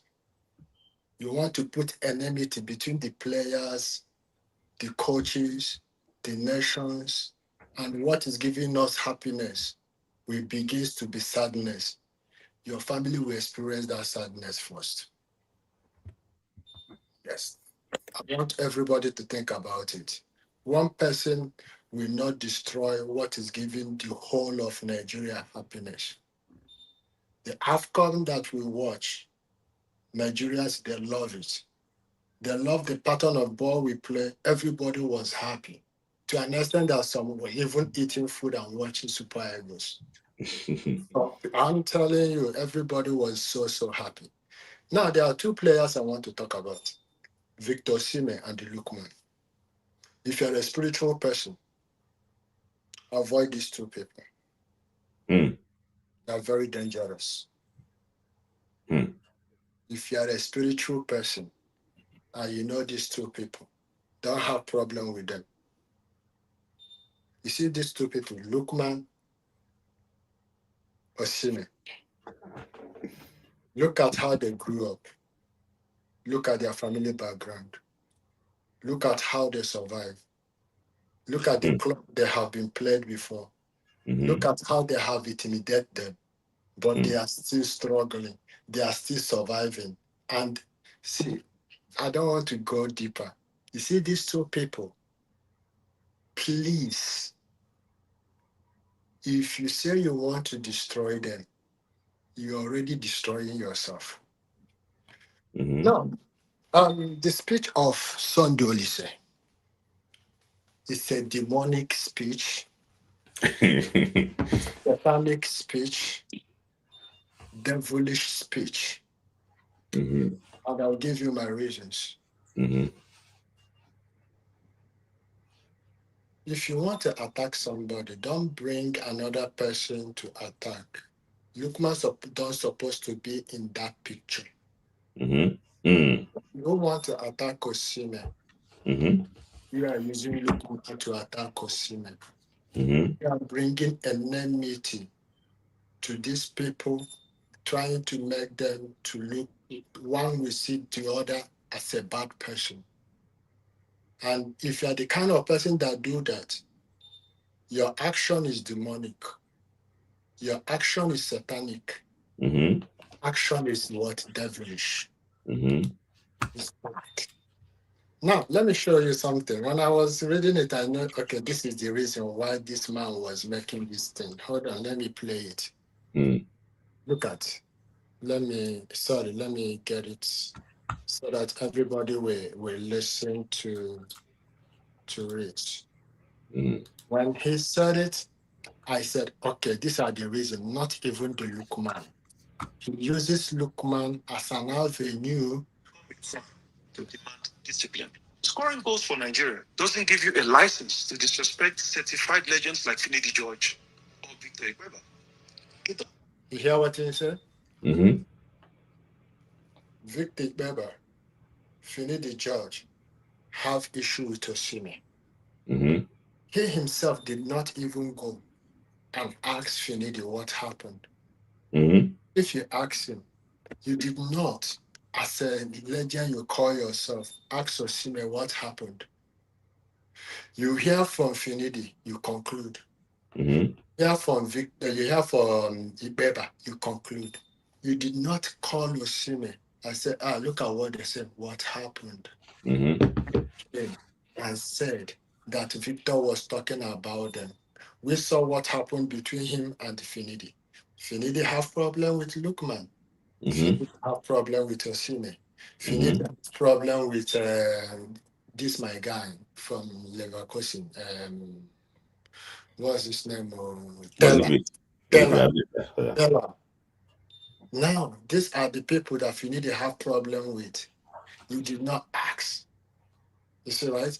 Okay. Now, when you now start ranting, making this, you are now becoming an instrument of temptation for us. Mm-hmm. Olise is not an instrument of temptation because he is now making us people who belongs to Lukman FC, Oshimen's FC, we started begins to bite each other. Mm-hmm. An instrument of what? Temptation. And the people who are Olise FC will now begins to defend him. Mm-hmm. Sorry, before you continue, Okay. Vanna Moment said that he dropped a super here, but he didn't put it there. He said that Finidi did not have problem with Lukman. I don't think he knows the story. He has problems with Lukman. Yeah. Continue. Yeah, maybe you don't know the story, but after you will know what happened. The guy would have even, because of his action, Lukman would have even stopped playing for Super Eagles. For Super Eagles, yeah. Now, let's be honest to ourselves. Now, when you now begins to bring these agitations and so many things, you becomes an instrument of temptation. Now, people are not saying that it's a personal opinion. It's not a personal opinion. It's an attack. Now, he even attacked Eric Shield on that podcast by saying that Eric Shield, this you remove a player, it's indirectly attacking him. Let's be honest. Hold on, I didn't see that angle. Yes, his best player. His best player was removed. Yes. And it's an indirectly attacking the tactics of what? The coach. And I think he's trying to also put Eric Shell against Victor. I don't know, maybe he's like that.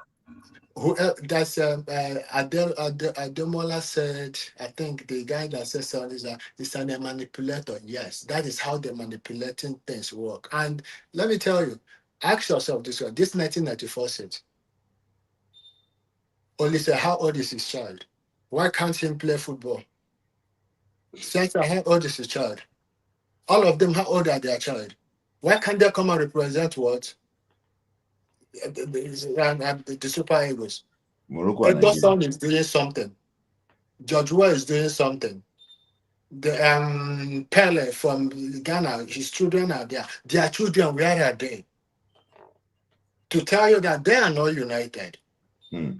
34 sets are not united. To tell you how devilish, let me use that word, devilish these people are. I will say it, some of them are. Almighty Peter Rufai passed away.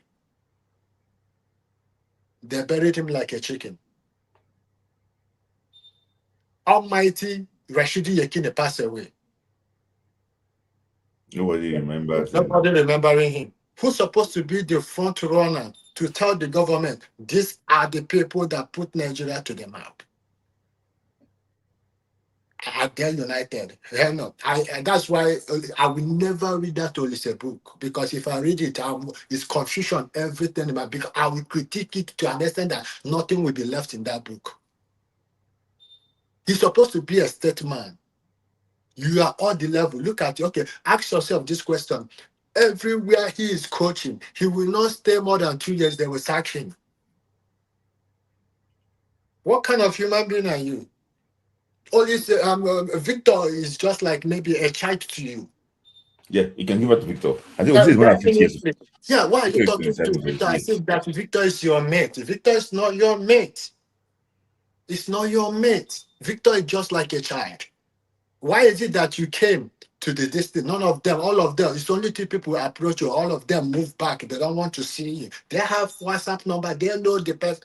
See, you see, Lukman and Victor, please don't have problem with these two people. These people are deadly. These people are a mystery. You hardly see them having injury. Even if they have injury, it will not last 2 or 3. It will not go beyond 2 months. They will come back and they will start doing what they are doing. They are destined by God. Don't try to put two heads with them. Make them to feel like they are not enemy. If you try it, your family will be destroyed. That is when I said, any person that will try to destroy super egos, this one that is giving us joy. Now we are seeing that there is something. In fact, let me tell you, Smith, mark this thing. Don't be surprised that Morocco will sack their coach because of the game against Nigeria. No, they are bringing Iniesta. Don't be surprised. Go back and watch that game. Without Ndidi, we hold them. Without Ndidi, wasn't there. There are so many things that a coach that came just 1 year dealt with a coach that has been there for 5 years, that have a very organized this thing. Give Eric Sheep just 3 years. You will know whether, in fact, God, I am praying that this case between us and the DR Coco will be in favor of us. You see what will happen in World Cup. You will see what will happen. That is why I said, if anyone trying to destroy this team, your family will destroy first. I do not care who you are. Live what gives people happiness. This is what unites Igbo, Hausa, Yoruba. Yeah. Apart from that, he also mentioned that Nigeria were trying to go to FIFA to go and make their own FIFA. But my issue with this is this: if it's any other country that is going to FIFA for redress, is okay. But when it's Nigeria that is going to FIFA for redress, is backdoor. Why Morocco is trying to collect trophy from Senegal? Yes. Oh, they are fighting for their rights. So, he also mentioned that. As in, I don't understand. I don't understand. Smith, that is right. Sometimes, see, by now he's close to 50 years. There are some He's more than 50. Yes, there are some certain things he needs to work on himself. There are some certain things, and I'm seeing comment people say Emela. If you see how they treated him in '94, I don't think. In fact, let me be honest with you, Emela, if you mention his name, people say, "Who is that person? Who is that person?" But he is the greatest among all of them. Look at his children. He do his thing. He move. Are you telling me that Okocha will come on podcast and say what Olise said, or Kanu will say it? Okocha is always very cautious. Are you getting me? Yeah, everybody is. They know that these are little kids. They are looking up to. Look at that. If Kanu was there, everybody was happy. Okocha enter. Let him just enter there now. He will try to correct them. I saw how he's trying to the guy. Do the. I need the coach. Leave him. Why are you trying to tell him what to do? Yes, that's a way. I don't like his attitude. I don't like his attitude. Chris, you want to say anything? You have heard about everything that before we wrap it up, and everything that have been said. But Chris, you want to add anything, or you want to? Because it's about this whole Odyssey thing, man. I just feel like whenever I usually say the guys are trying to do, they're just trying to, because if you listen to his commentary in that game against Tanzania, the way he was talking about Nigeria, like he didn't even give, like he was just so negative about the team. And then now he's coming here saying what Osimhen did was the reason why we didn't win the AFCON. In the game against Tanzania, were you saying anything? Did you say anything about them being able to win the AFCON? So you can see, like, he's just looking for any angle or any way to just, spread any hate he can spread. And you know, this might be a white take, but whatever they're doing, they're trying to get a Richel out so that their so that Eguavoen will take the team to the World Cup. God forbid. So whatever it is they're trying to do, my own is just that just like the way Yakubu said in that podcast, he said Eguavoen said all these guys, man, it's time for us to move past them, and I hope that Diko and this are listening to all these things. Like, please, man, keep these guys away from our football. Like, I'm telling you, Diko, I'm your biggest hater. But I'm telling you, if you keep these guys away from Nigerian football, I will be your biggest fan. In fact, I'll carry your picture and be walking around Germany and be saying, "Hail Diko, hail Diko." If you guys keep these people away from our football. But you know that, Chris, let me ask you this question before we go. You know, somebody pointed to one angle out that I did not even see in that interview. After talking about Victor Osimhen, he said that the untouchable, they took him out 3 minutes before the penalty shootout. Like, I know that even if he was criticizing Victor Osimhen for talking to Lukman, for him to say that they bundled him out 3 minutes before the end of the game, that is now a personal attack. No, excuse me. I want to ask you a question, Smith, right? The penalty we play against Morocco, I think Lukman's supposed to be the one to clear the last, right? Mm-hmm. Then who is the person that they said that they removed 3 minutes before is he Akwadom? No, Osimhen. Huh? Osimhen. Okay, now the question you need to ask yourself: is it now Osimhen that makes Chukwueze to miss the penalty? Mm-hmm. If the Osimhen is the one that that's the thing. That's the thing. He's not trying to give anything tangible to tweak about the team. He's just trying to, and again, if you look at Osimhen, Smith, let's just put yourself in Sondelise's shoes, right? Mm-hmm. And then seeing when he played football and the amount of money they were getting paid then, and the kind of like the way it was for them then not compared to someone like Osimhen, like he's like adored by almost everybody, and the way the level he's at, understand, and that hat-trick he scored at the other day, because I know they were ready to pounce if that Benin beat us that day, and then he came on there, put up a great performance that day, so, and it's just something that I just look at it like it's just jealousy, very heavy jealousy, and also him just trying to use Osimhen to build his platform of being a whatever it is, a podcast or whatever it is, to create content. And I'm happy that Osimhen did not reply. The best thing Osimhen is doing is just ignore these guys. And I'm begging these guys in the federation. See, another person that just needs to go, like he just needs to go, is Eguavoen. Like Eguavoen needs to get away. Like Eguavoen needs to go. Like when I see Eguavoen like this, the kind of anger I get when I time I see him say anything, talk anything like this, it just irritates me so much. Like talking about why didn't Chelsea pick? He's just looking for something to throw. What do you mean by why you have been a technical director in Nigeria for how many years? What have you done to improve anything in Nigerian football? What have you done? The only thing you talk about is nonsense. It's to sell players.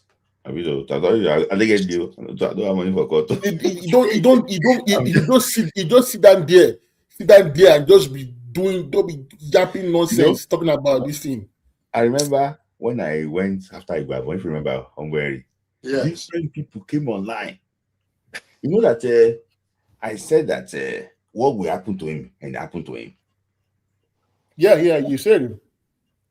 I see. It's not this thing, but for me, I just think that I said something. I might be wrong. I just think that that 35, 37 is the one they don't like. 37 for Ekini, 35 for I don't think they really like that. Because he will be that this small one going to come and break. He is going to collect it. He's going to break the record. He's going to break it. And he's going to break it. See, Lukman is going to even break the one that Rashidi Yekini. See, he's going to break it. See, at the moment, Rashidi Yekini tried for us. He put that foundation and he passed away. And I didn't like the way Nigeria, them, I am blaming them. Nobody should say, I am blaming the 1994 set, the way they treated Rashidi Yekini. Yes. That's supposed to be a celebration every year to remember that man. Yes. And Peter Rufai, I am not happy the way they treated Peter Rufai. Nobody should say it's our legend, it's our legend. Our legend, they don't love themselves. And I hate titles. I don't like it. If you say you are a legend, it's okay. That is fine. But tell us that you're a legend. Now, now our own legend, Ibavon, is now fighting Eric. Why can't you pick home best players? Home best players you want to go. Maybe you are not sending players. See, my own is this, Sheo Diko. I'm begging you in the name of God and all of you in that federation. You see the way you see the way the team is performing now, and the way everybody's giving them respect. Just continue that. Don't go back to these guys. Don't even ask them for advice or anything. Exactly. Like, don't even ask them for anything. Like, bring in people that understand this. And I'm telling you, you guys will get more respect than continuing with these people. This only say, you see, there's a reason why Kano gets the respect he gets. Because Kano doesn't talk too much. He just come and put his, can you believe it? In every post, he goes his way. But all these guys, I don't know what I don't know. I don't know why they just want to, like, it's never anything about unity. Like, it's never anything about okay guys, you guys are doing well. You know, I know you guys missed out on the World Cup, but at least, you know, I'm rooting for you guys. Support these players. No, but instead you want to be planting seeds of it was when he left. That is why the Super Eagles started not to perform again. You see what I'm saying? Like, there's this entitlement with them that they feel like we build Super Eagles, bro. You were just here to do your work. You have done it. Get out, and keep moving. Just keep moving, bro. Yes, you know, nobody, well spoken. A lot of people actually will agree with you on this one, you know. And thank you, Chris, too, for asking what's, you know, doing justice to it. So, yeah. Thank you. Thank you. What's our decision about Congo? You see, you're going to talk about it. Yeah, I'm going to talk about it maybe probably the last one if I should just leave. Thank you, Chris, for your time. Thank you. So, somebody just managed to sneak in. Henry just sneaks. He act like a Moroccan, sneak and take our. Okay, yeah. Yeah. Thank you very much. Thank you. I greet you. I greet everybody in the house. Thank you for the platform again. I mean, I echo a lot of sentiments that you guys have said. However, I'm more on the side of I see Professor Seed. He said almost everything I would have said. I'm going to call it. He said it with the right words too. You understand? So for me, I believe many things can be right, and probably the contest also can be wrong. You understand? The way Oli said, the timing was the problem. If he had said it immediately after the event happened and said he doesn't agree with the outburst, it should have been better. However, when he said that, look, man, I was also of the same opinion that one of the reasons we did not perform against Morocco was because Lukman, we couldn't find the right outlet for Lukman. The Iwobi to Lukman did not work. You understand? So Lukman was, I said it before, even immediately after the game, I was like, I wish Lukman could have done one-touch football, you understand? But that doesn't mean that it was the performance of before. That's the outburst of before that cost it. It was just because Morocco had a plan for Lukman. You understand? It wasn't because there was some big players going. There are some games that are tougher than some. You understand? It's not the whole outburst with Osimhen or anything. Oh, sorry, I had a call. So there are some games are just tougher than some. So that's the way he should have. You understand? Lukman had a difficult game. Anybody can have a difficult game. I mean, there were also other areas that he could have touched on as an analyst if he was analyzing that football match, not just. Sorry. So there were other areas I could have touched on as an analyst, not just that part, right? There were so many areas that I could have said, especially as a deep playing midfielder too. You could have talked about that role and the difficulty of that role too. You understand? So I feel so that's why I feel some of what he's saying looks like targeting. However, I do feel as an analyst he's entitled to his opinion. I also smell, like I wrote in the statement, in your comment, I also smell that there's some kind of protectionism for Yekini's record. You understand? But this, I mean, they can ease this by just one word that, look, maybe they are not he's not really concerned about that, so maybe that is maybe just because they feel that Yakin was a great man, and you understand, was a different kind of character. Nobody should beat his record. Maybe that's it, because maybe that's one of the things that has caused a lot of the this issue. But that's suspicion. You can't really take it to court. But as an analyst, I think if he's analyzing the game, if he's commenting, I think he's licensed to say almost everything that he wants to say. You understand? Especially from that point of view that, look, I'm analyzing the game. This guy did not play well. This guy played well. Yeah, you understand? This is what they say all the time. You understand? And that's why they call them, you understand, armchair critics, right? Everybody, watching you on the TV is definitely better than you that is playing the game. So that's so that's just it. That's what I wanted to say. And What about the punishment you think should go for Morocco quickly? The punishment that should go for Morocco, and the one that Senegal should also be anticipating for walking off the pitch, because I'm hearing that FIFA can punish Senegal. I don't think yeah, so. I'm hearing from some sources too that the punishment to Senegal might be a huge one. You understand? So even You think that they are killed out of the World Cup? No. and no, according to what I heard is that they think there's no agreement as to whether the World Cup should be taken away from them. There is less agreement on that. That there's not a full agreement from the disciplinary committee. However, there will be some suspensions to Edward Mendy. They are proposing almost 2 years suspension, and a few players like that. I think Edward Mendy and which other one again?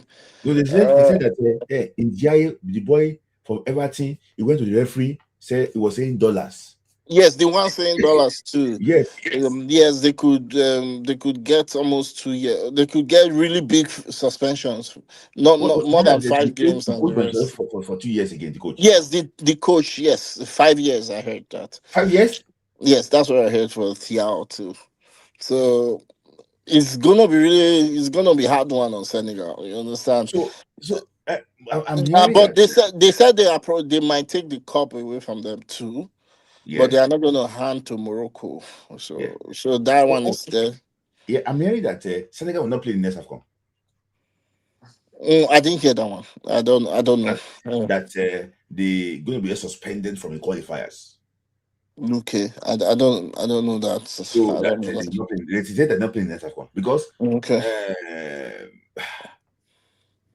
but what is FIFA's problem with trying to take Senegal out of this World Cup?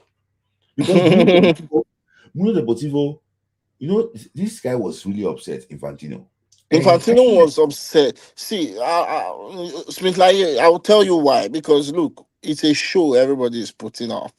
once you go to the public and do that, even though the public can stand before you, it means that you are using, you are not the patsy. You understand? You are not the guy that everybody would blame. Well, you are the hero in everybody's mind, but you have to take the punishment. I don't know if it was enough, if it was huge, because at the end of the day, Brahim Diaz still took the penalty. Maybe asking them to walk off the pitch. Ah man, I don't know.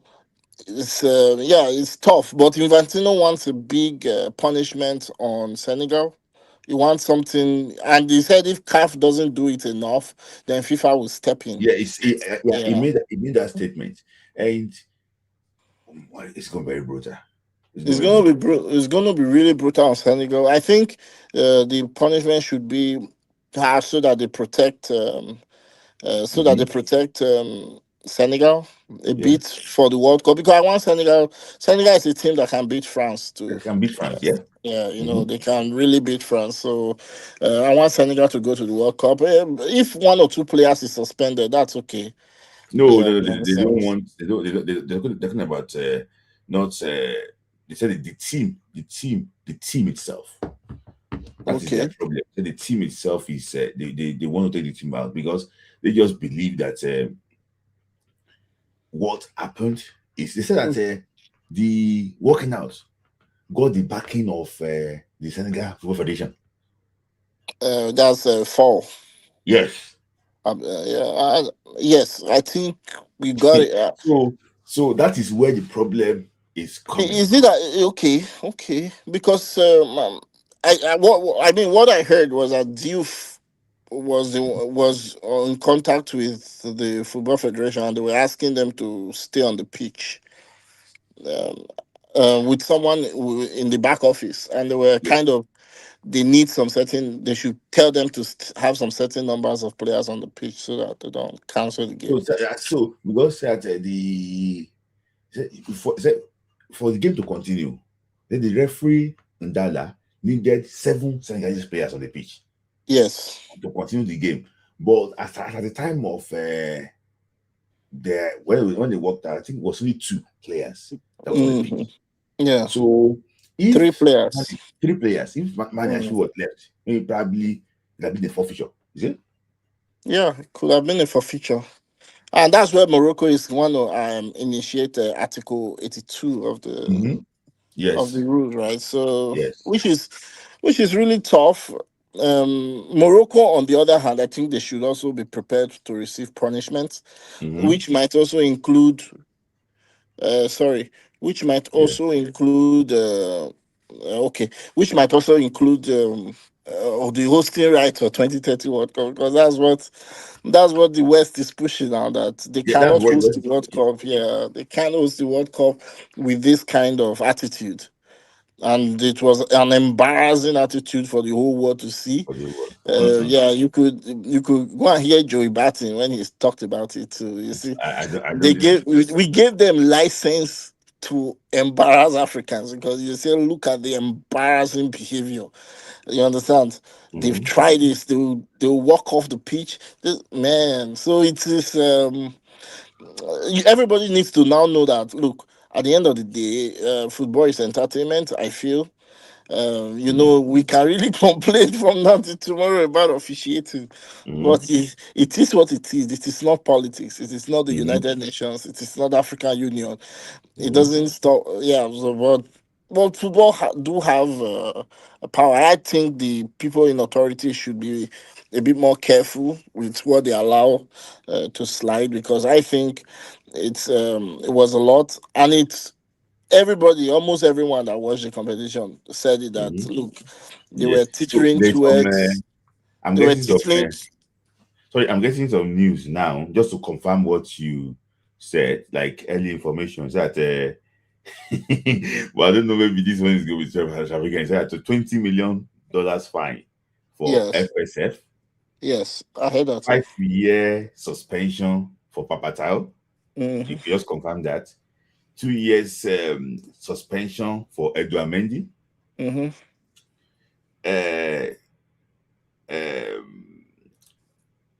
This title will be withdrawn from Senegal. Yes. exclusion from the next AFCON. World Cup. Okay. Then withdraw the title from Senegal, but not awarded to Morocco. So this title, is go to court. It's good. Go to court. No, inconclusive. Go to court. This is crazy. It's going to be very interesting. You know, I'll be monitoring exactly what is going to, because this World Cup begins to be. I'll be monitoring exactly what's going to actually what happen. But let me just ask this question: if they take Senegal out of the World Cup, because I think it's going to most likely outcome, would they bring Sudan? Congo. Okay. No, Congo or Sudan. Do you bring Congo or Sudan? Because Congo finished second, Sudan finished third. Mm-hmm. Yes, I know. It might lead to that, but I don't think that World Cup is something they would, because there was a different qualifiers for the World Cup. I don't think they would. Senegal. No, I think the you know what I'm just trying to say is that you know that when CAF suspended us in 1996, that would stop us from playing qualifiers for the FIFA 98 World Cup. Yes, but they took us out of the AFCON in Burkina Faso. Yeah. And I think, because sometimes this punishment is back and forth, right? Sometimes they set a very high standard. You argue, Senegal would probably take some of this and to Senegal will go to CAS. So they would do some back and forth, and they will now say, okay, maybe this will cut it off. I think they would go to the World Cup. I don't think they will, but some players might be suspended. Yeah, that one is for sure. And that coach is going. That coach. Okay, I don't think. No, I think the coach will be. I think they might probably won't take his license. But before I let you go, I saw the fine for Algeria. Yes. Do you think it's like a wrist and fine? No, I don't think it was severe because Osimhen is one of the people they want to find next week now. Osimhen. They should find them. They should find the North Africans. North Africa. See, the attitude is. I've complained. Before this Nations Cup, when I came on the show and I told you that it's in North Africa. It's not that they don't play well, though, but they will just find a way to be there, either to fight their way. And that's Osimhen has built a team in his image. Senegal beats them fair and square. Senegal beat them so well that there is no argument. Then why were they showing money that they don't want Egypt in the final? You did go and watch that game again. They did not attack Senegal now. Egypt and Senegal beat them so well.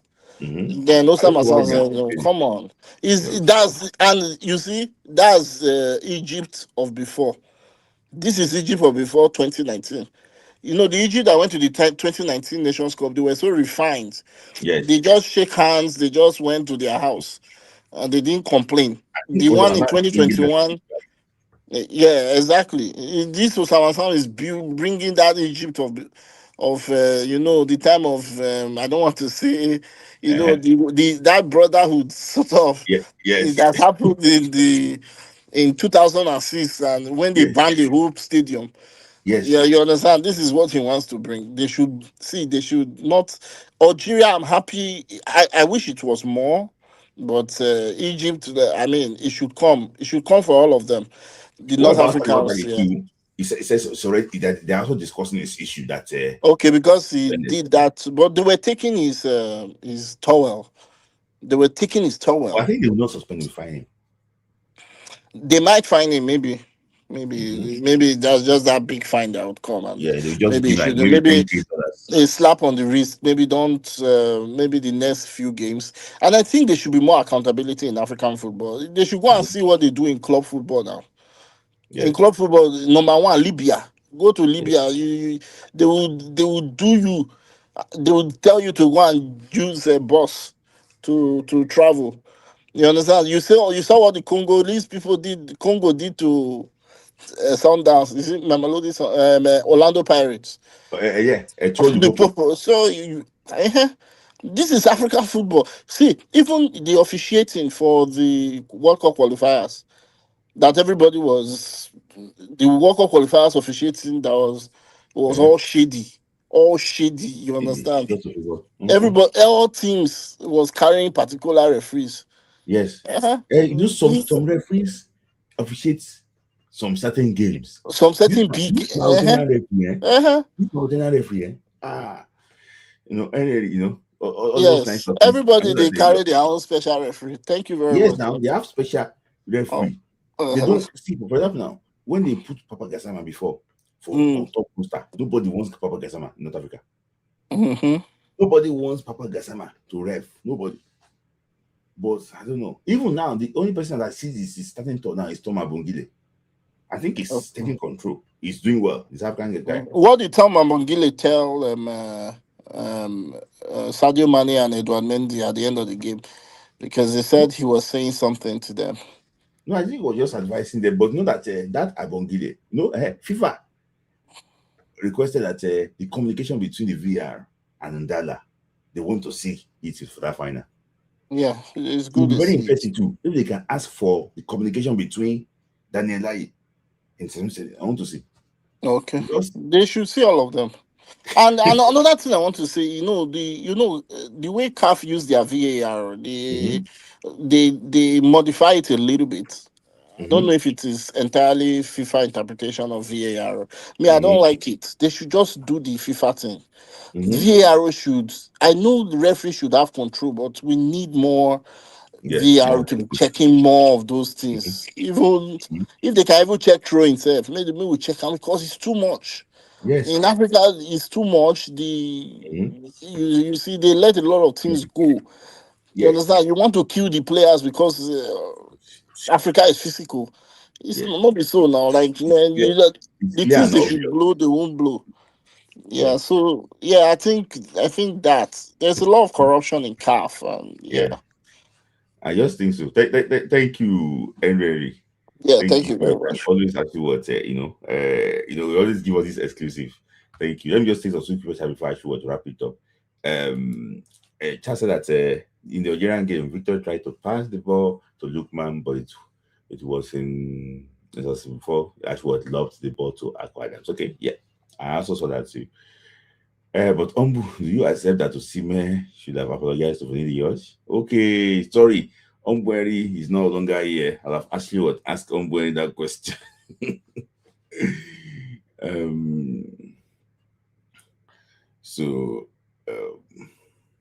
Was again. So let me just take the final comments. So guys, we still have Shimon Kav. That's my very, very good brother. It's always the time. I promise you guys I'm gonna bring him on this show one of these days, but it's just the time difference from where he is and here. I promise you guys, you will enjoy his take. Follow him. Soccer Integrity. I know that most of you actually would follow him. You will enjoy his take. The problem is that FIFA hates bad presidents. Yes. What stops Iran from actually protesting like Senegal against Qatar in the actually with the Asia Cup was the FIFA? Yes, I agree with you that it was so upset. And what they are saying is that a team will walk out if they're not happy with it's not going to be. They're going to walk out now. That's why I think that might probably push Senegal out of this World Cup. Thank you so much for your support. Okay. So this ruling is crazy. The ruling is actually what very okay, let me just let me just bring one more person because time is already fast spent. It's already 2 a.m. Yeah, it's already 2 a.m. here in the UK, but let me just bring somebody for like 2 minutes because this thing cannot be 4 hours. So I just want to talk about let me bring somebody on quickly because I don't want it to be 4 hours. I'm already out of time.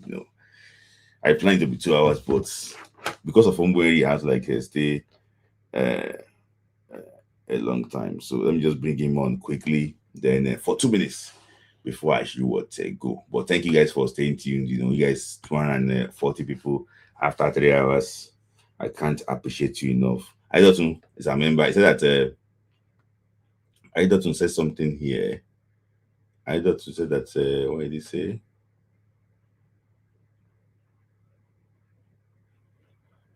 He says something here. Okay, so that he said that maybe North Africans should go and join Middle East. You go, you know.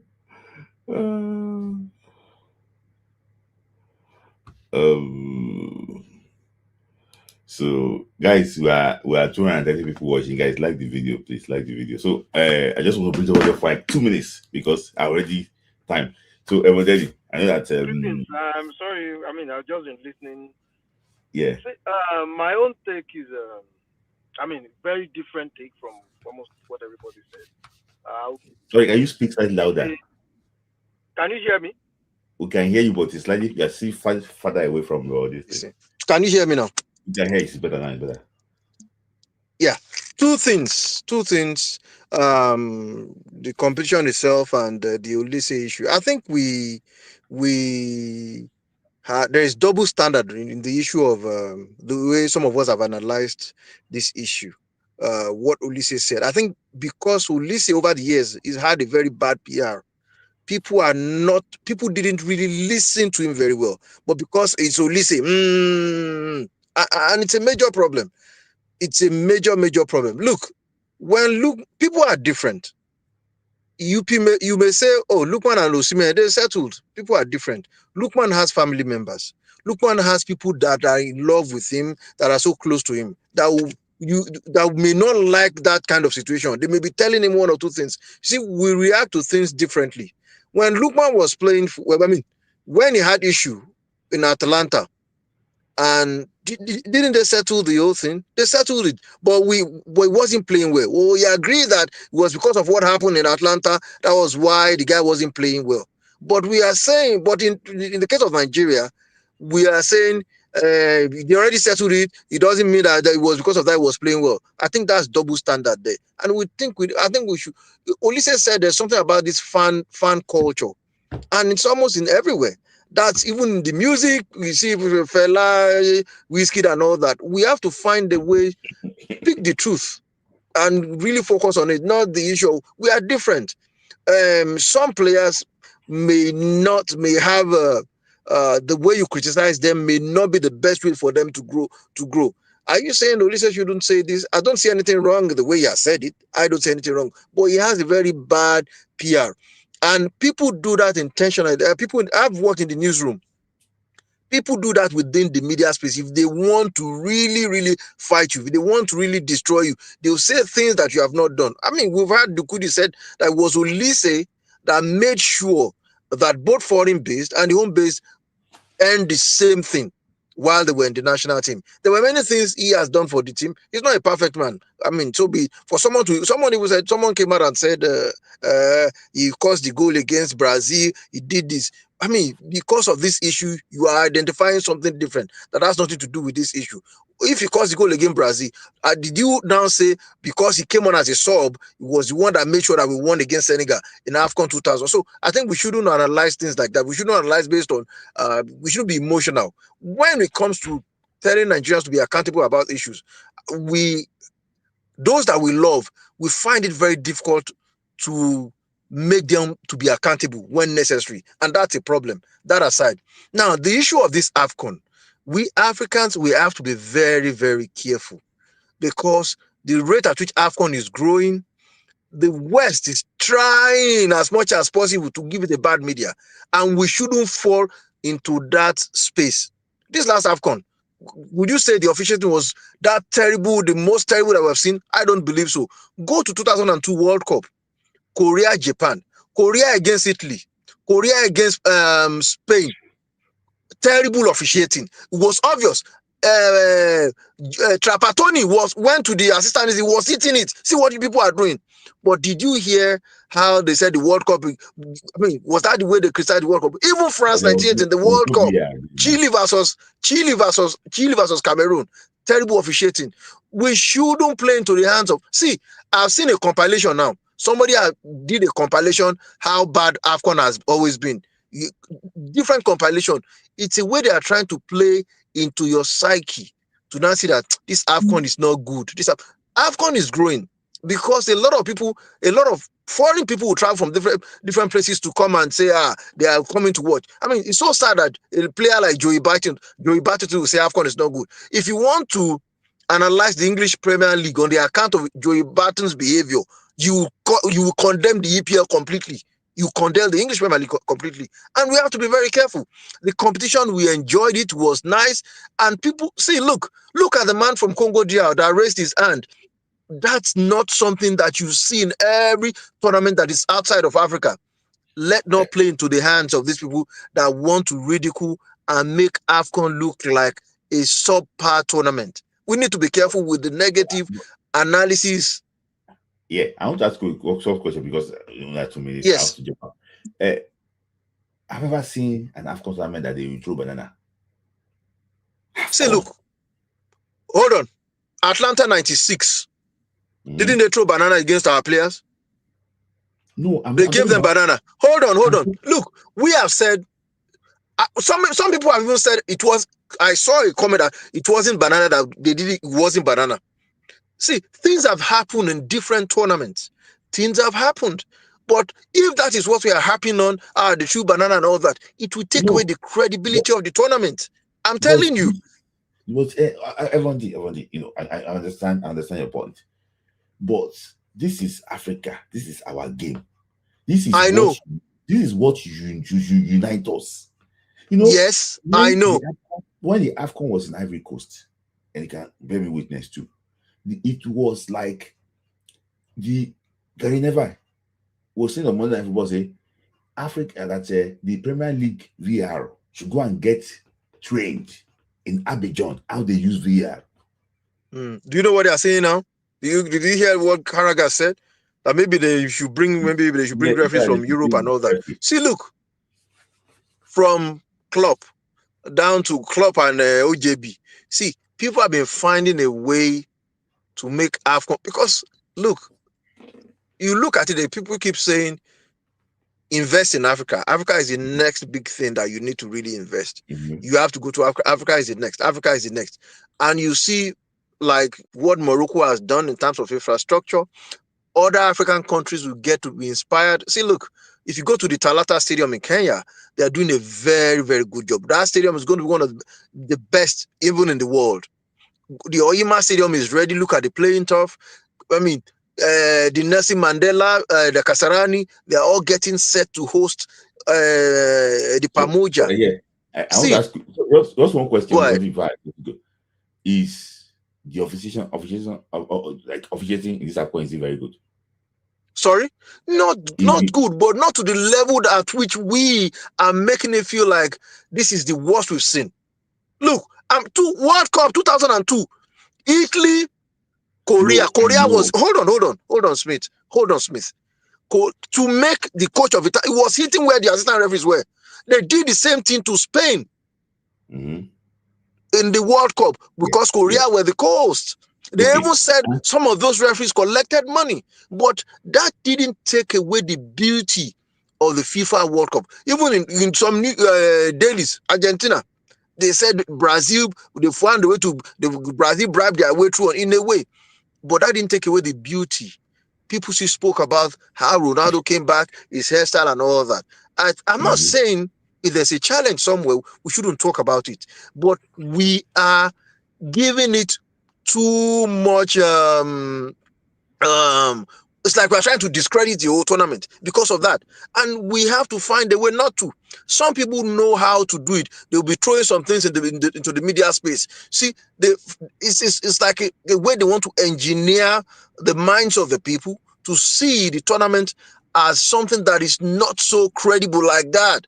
I mean, I've seen. Look at if you listen to what Alexis Lara said. Look at the thing he said. We've seen Copa America. We've seen so many tournaments, even Euro Championship, where if you want to discredit, you would say, but they would not discredit it that way. Now, what are we going for? The best thing to say, okay, this is where any tournament, there will always be mistakes. There will always be mistakes. I mean, the last one before this one that the referee didn't know that I think he blew the whistle maybe 88th minute or something. They have to now call them back. But we shouldn't have too much on the negative side of it. There is no perfect tournament, whether we like it or not. There's no USA 94. Shouldn't Martina have been given a red card for pulling down Yekini? But he didn't do that. Against Argentina and that USA 94, Guavon kicked someone. Olise was given the yellow card. The referee made a mistake because he didn't know. He gave the wrong person the yellow card. Should we now say some of these referees, they didn't know what they were doing at the time? We should know that the growth of the African Cup of Nations. Smith, you live in the UK. You breeze into Morocco to go and watch, and you're back. You went again, you are back. You see people from France coming, oh, this is AFCON, I'm going to watch AFCON. At a point in time, during that AFCON, some people were not really interested in the English Premier League, not how much more Italian League. They wanted to watch the African Cup of Nations. So the growth of the tournament is something maybe worrisome to the people in the West. So they do not want to fight. See, Africa is so blessed. We have people, North Africans, we have those in the West Africans, different tribes. There is no almost because of time. Yes, you have like 2 questions to ask you what answer. This coming from a certain individual. Osimhen is not beyond criticism, but this issue is beyond publicly criticizing any Super Eagles player. This is what? I can't hear you say it. It's on the screen. Say it's beyond what? It should leave the. He said it's beyond criticizing any SC player. It should leave that to a regular journalist that can't readily work. No, Olise is now also in the media space. You can't tell him to leave that to a regular journalist. It's not in the media space. So you can't say you should leave that to regular journalist. Most of us talking here, it is not everybody that's a regular journalist. I mean, the new media has changed everything. Olise is a commentator. So you can't say you should leave that. I mean, he was the former captain of the national team. You can't say you should leave that. In how you want to now analyze it, maybe you shouldn't go too far. Maybe you should have spoken to Osimhen in a way. But the man said, to be clear, I didn't want to say this during the AFCON because I really never wanted this to affect the team. Yes, he has his right saying that. People keep saying, you listen to what Onazi said. What happened between him and Mikel, how Wakemi was sent out of the national team. I mean, people will always come out to say one or two things. Oh, my experience and all that. How you now say it, it's now left to you. But we shouldn't. You see, this fan culture thing is something we have to be really, really careful about because you can't.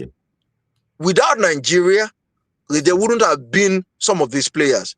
We got to know them because they started representing Nigeria. Nigeria gave them the platform. So you have to respect the country itself.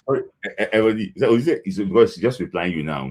Is that Olise is in the media space? Yes, but he has privileges that regular journalists don't have. Is that Olise is I don't understand that statement that he has privileges that regular journalists don't have. I don't understand that statement because what privilege? It depends. You can't say he has privilege that regular journalists don't have. What kind of privilege are you talking about? Osasu Abayuana also has enormous privileges. He's a broadcast journalist. So I really don't understand where that is coming from. I mean, today Efani Koku once played for Nigeria. He's in the media space now, doing pretty well. So you can't really say he has privilege. You see, we there's a way we measure those we don't like. We just want to see. It's very easy, and that is what they try to do. Let me tell you something, Smith. This is what they try to do to Ekong as well. See, down the line, if Ekong says something about the national team, people say, well, you're not the one that didn't allow us to qualify. And they've already started it in a way. We know. See, I worked in the newsroom, I'm telling you. See, everyone, see, do you agree that what he's saying is Olise is not a normal person? Like, he's a big name. Anything that Olise says, you get people will take it. So he needs to be careful of what he says too, about this thing. Like what? You see, that is why even as a star player, you also need to be careful the way you behave, because there are younger players that are also looking at you. that, okay, I can always do this. I can always do that. You also have to be careful. I mean, you must be that role model. How many times we haven't seen Sadio Mane also behaved in a way, and I know that footballers are different. People have different temperaments.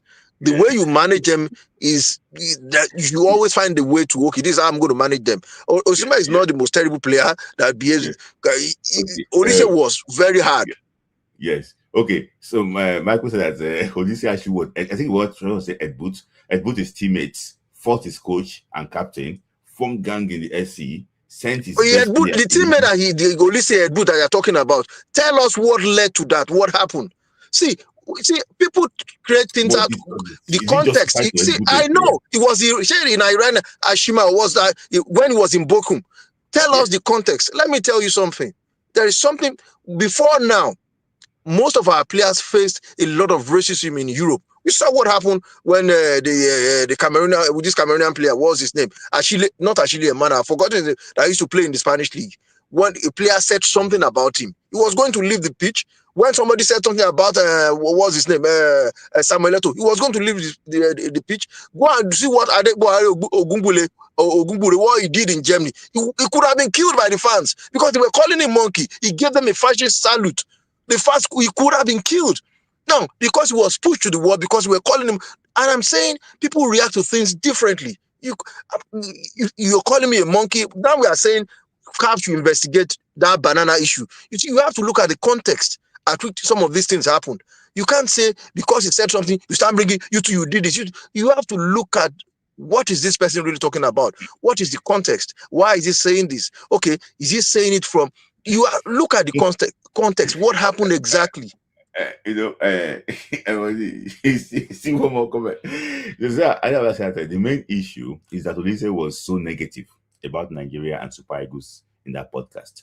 He did not say anything. Let me tell you, CAF made a mistake, and I'll tell you the mistake CAF made. Hold on. Smith, let me tell you something. CAF made a mistake. You shouldn't allow somebody from Nigeria to run commentary in a game that involves Nigeria. Is it that he's going to be biased or under pressure not to be biased to say some things? You don't do that. It is very, very wrong. And they have done it before. It wasn't like that in the past that you say, you can't take, it's just like saying, I'm an assistant referee now. Nigeria is playing, you put me as an assistant referee. There's going to be some level of bias. Go and watch. What game was that in one of these tournaments that I watched with another commentary from that country? When Nigeria scored, the commentator didn't sound like, this is, you scored. There should be that excitement. They just the way the person sounded was like, you know that this one is from that country. I think CAF going forward should be able to correct that. Don't bring somebody that is from a southern country to run the commentary. Olise is not the first person to do this thing. I'm saying it is wrong.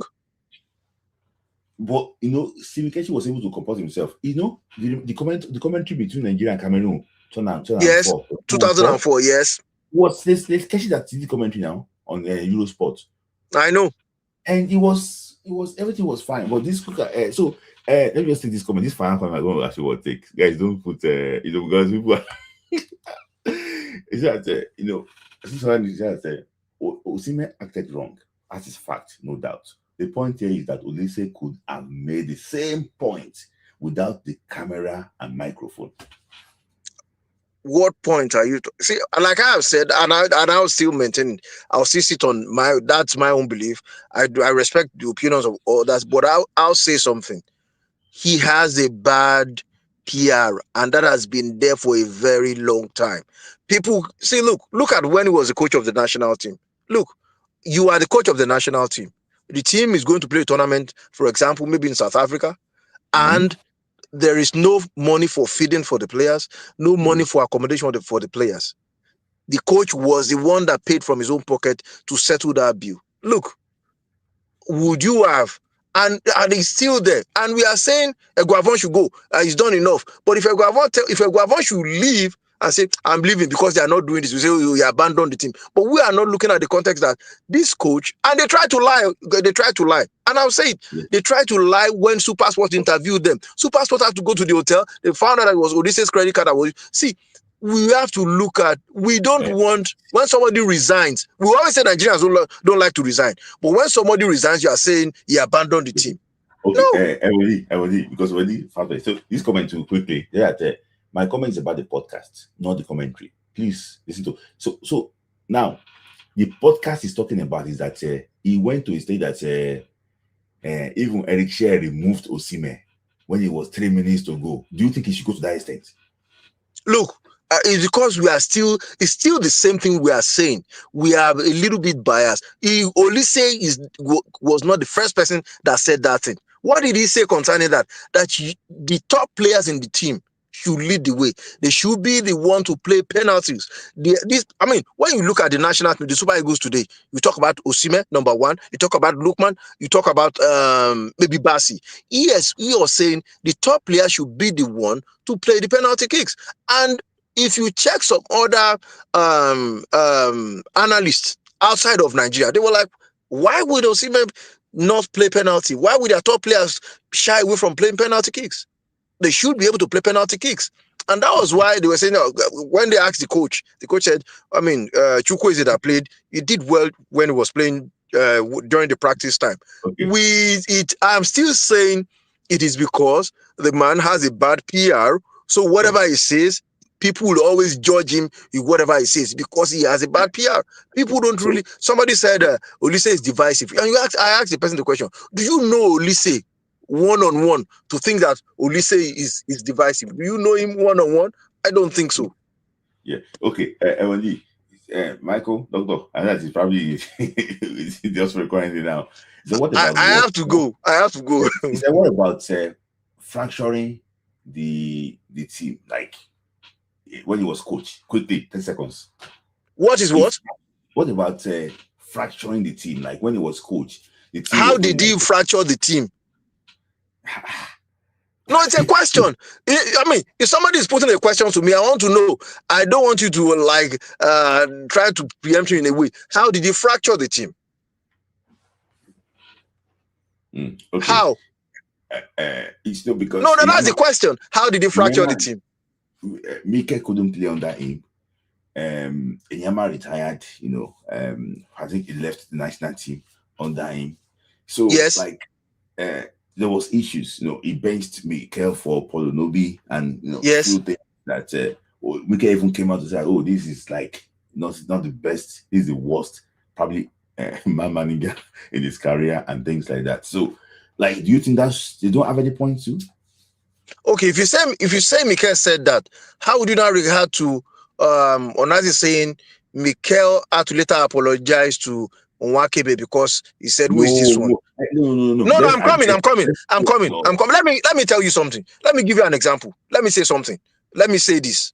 To the glory of God, during the qualifiers for 2010 World Cup, the team camped, I think it was the game against Tunisia or Kenya. The team were camped at Nikon Luxury. I was going to interview the players. I went with some IT students and I told them before we got there, I said, see, come, you have to be careful the way you behave around these players.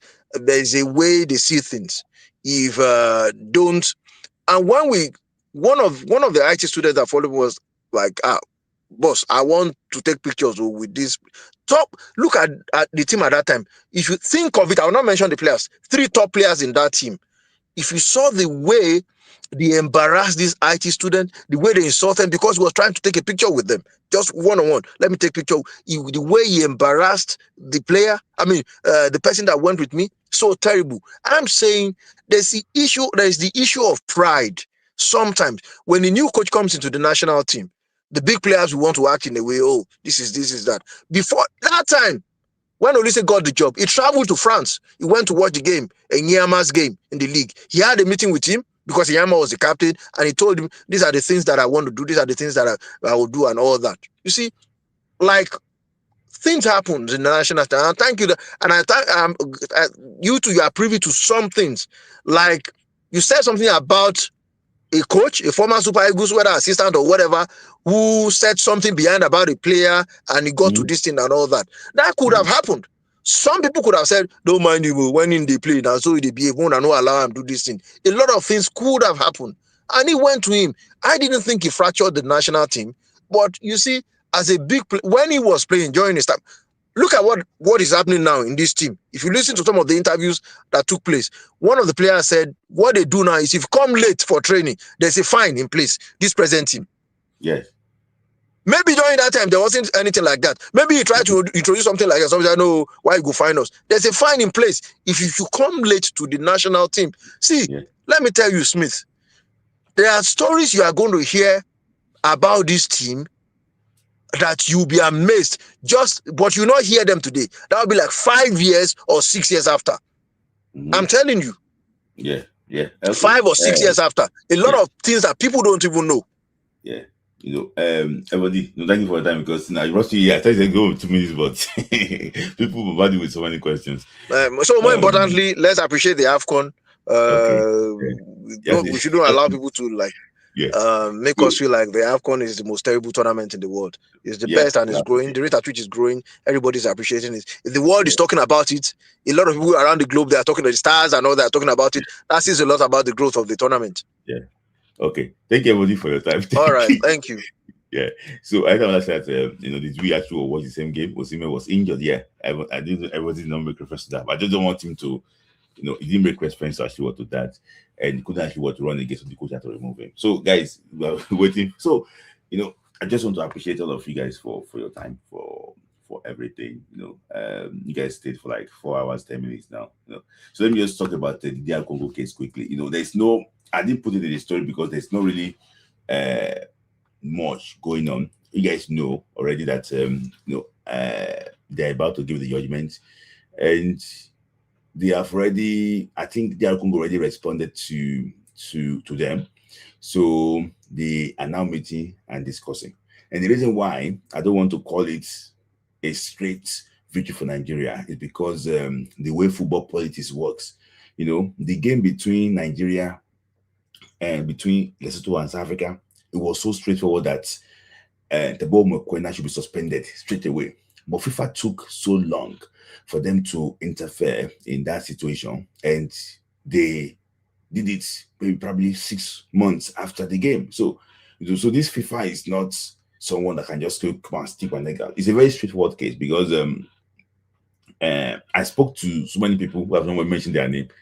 Looking at the case, there was like precedent to that case initially, and it's a very straightforward case. There's no ifs or buts, but it's just it's just FIFA. It's just FIFA. But what I'm just hearing is that no matter how it is, they're gonna, if you win or lose, there's gonna be cash. So you can see that the way I'm seeing it, I'm not a lawyer, because sometimes when you see things, lawyers can have different angle to it, but the way I'm seeing it, I think it's going to be DR Congo heading to CAS, but let's see exactly how things actually pans out. So that's the case. That's the issue on DR Congo. So everything has been is set already. We're just waiting for the announcement to actually to come out. So that's the reason why you have not been seeing movement about Nigerian friendly game now. There's no really movement now because they really want to know the plan before they can actually say they want to have a friendly game in match, or they want to go for the qualifiers in Mexico. So that's the reason why there's no movement. Countries already going for FIFA series, going for friendly games, but Nigeria is not involved in all these things. Just trying to look at exactly what's happening too. It's a very, very strong case, and I don't know, but if I was the NFF, I would have just filed the case the day after the game against Congo. But I think they needed to balance their book very well and make sure they actually they cross the T and dot the I's before making that formal complaint, to the FIFA disciplinary committee. So it's going to come out. It's going to come out, and I just hope that it's going to be in favor of us. But for me, I'm pretty confident that the case is going to be probably it's going to be Nigerian's favor. I know. So when would they announce it? So for me, I'm hearing that it's going to be, his announcement is just is imminent. It's imminent. So and based on people I've spoken to that that's handled this case before, that handled the previous case last year, is that what national law? They say national law before anything. So that's just the problem. The issue is that with Congo, I'm just going to say there is that they did not submit. They did, I don't know. They didn't submit. They just need to explain how the players got their passport. That's the only problem. So that's why you have not been seeing movement from Nigerian friendly games too. But for me, I think is imminent. So maybe by next Friday, when I come here for another Friday Night Football Club, I'll be talking about the judgments of Nigeria, the complaint against DR Congo, which I think that I'm not more confident now than the previous one that it might probably be worth, in favor of Nigeria. But guys, that is that today. If it comes out tomorrow, I'll be on Monday, even before, I'm going to post it as soon as I see any movement. So guys, thank you guys for your time. It's been a very wonderful day. 4 hours, 15 minutes. I don't know how I spent 4 hours, 15 minutes sitting down here. Thank you. Then don't sleep. You don't wake up. You don't dream. You don't do everything. I can see him in the background. I want to appreciate all of you that supported, Super Chat. Shout out to Soccer Integrity. Shout out to you, fantastic personality. I'm going to find time to call again and say exactly when you are free that we can do something together. It is okay. It's own. What is Friday? It is wrong, I beg. What do you say, Box? What do you say? It is wrong, I beg. To each its own. I don't know. I don't know. Thank you, Odubayo Omobalaji. Every beg, Damola Ajiroba, and I'm not fighting out. Every beggar, I'm not fighting her. So we said this is wrong, I beg. To each its own. I don't know what you are talking about here, Box 2469. So guys, but thank you guys for joining. I'll see you again in the next one. God bless you. God bless Nigeria. God bless Africa.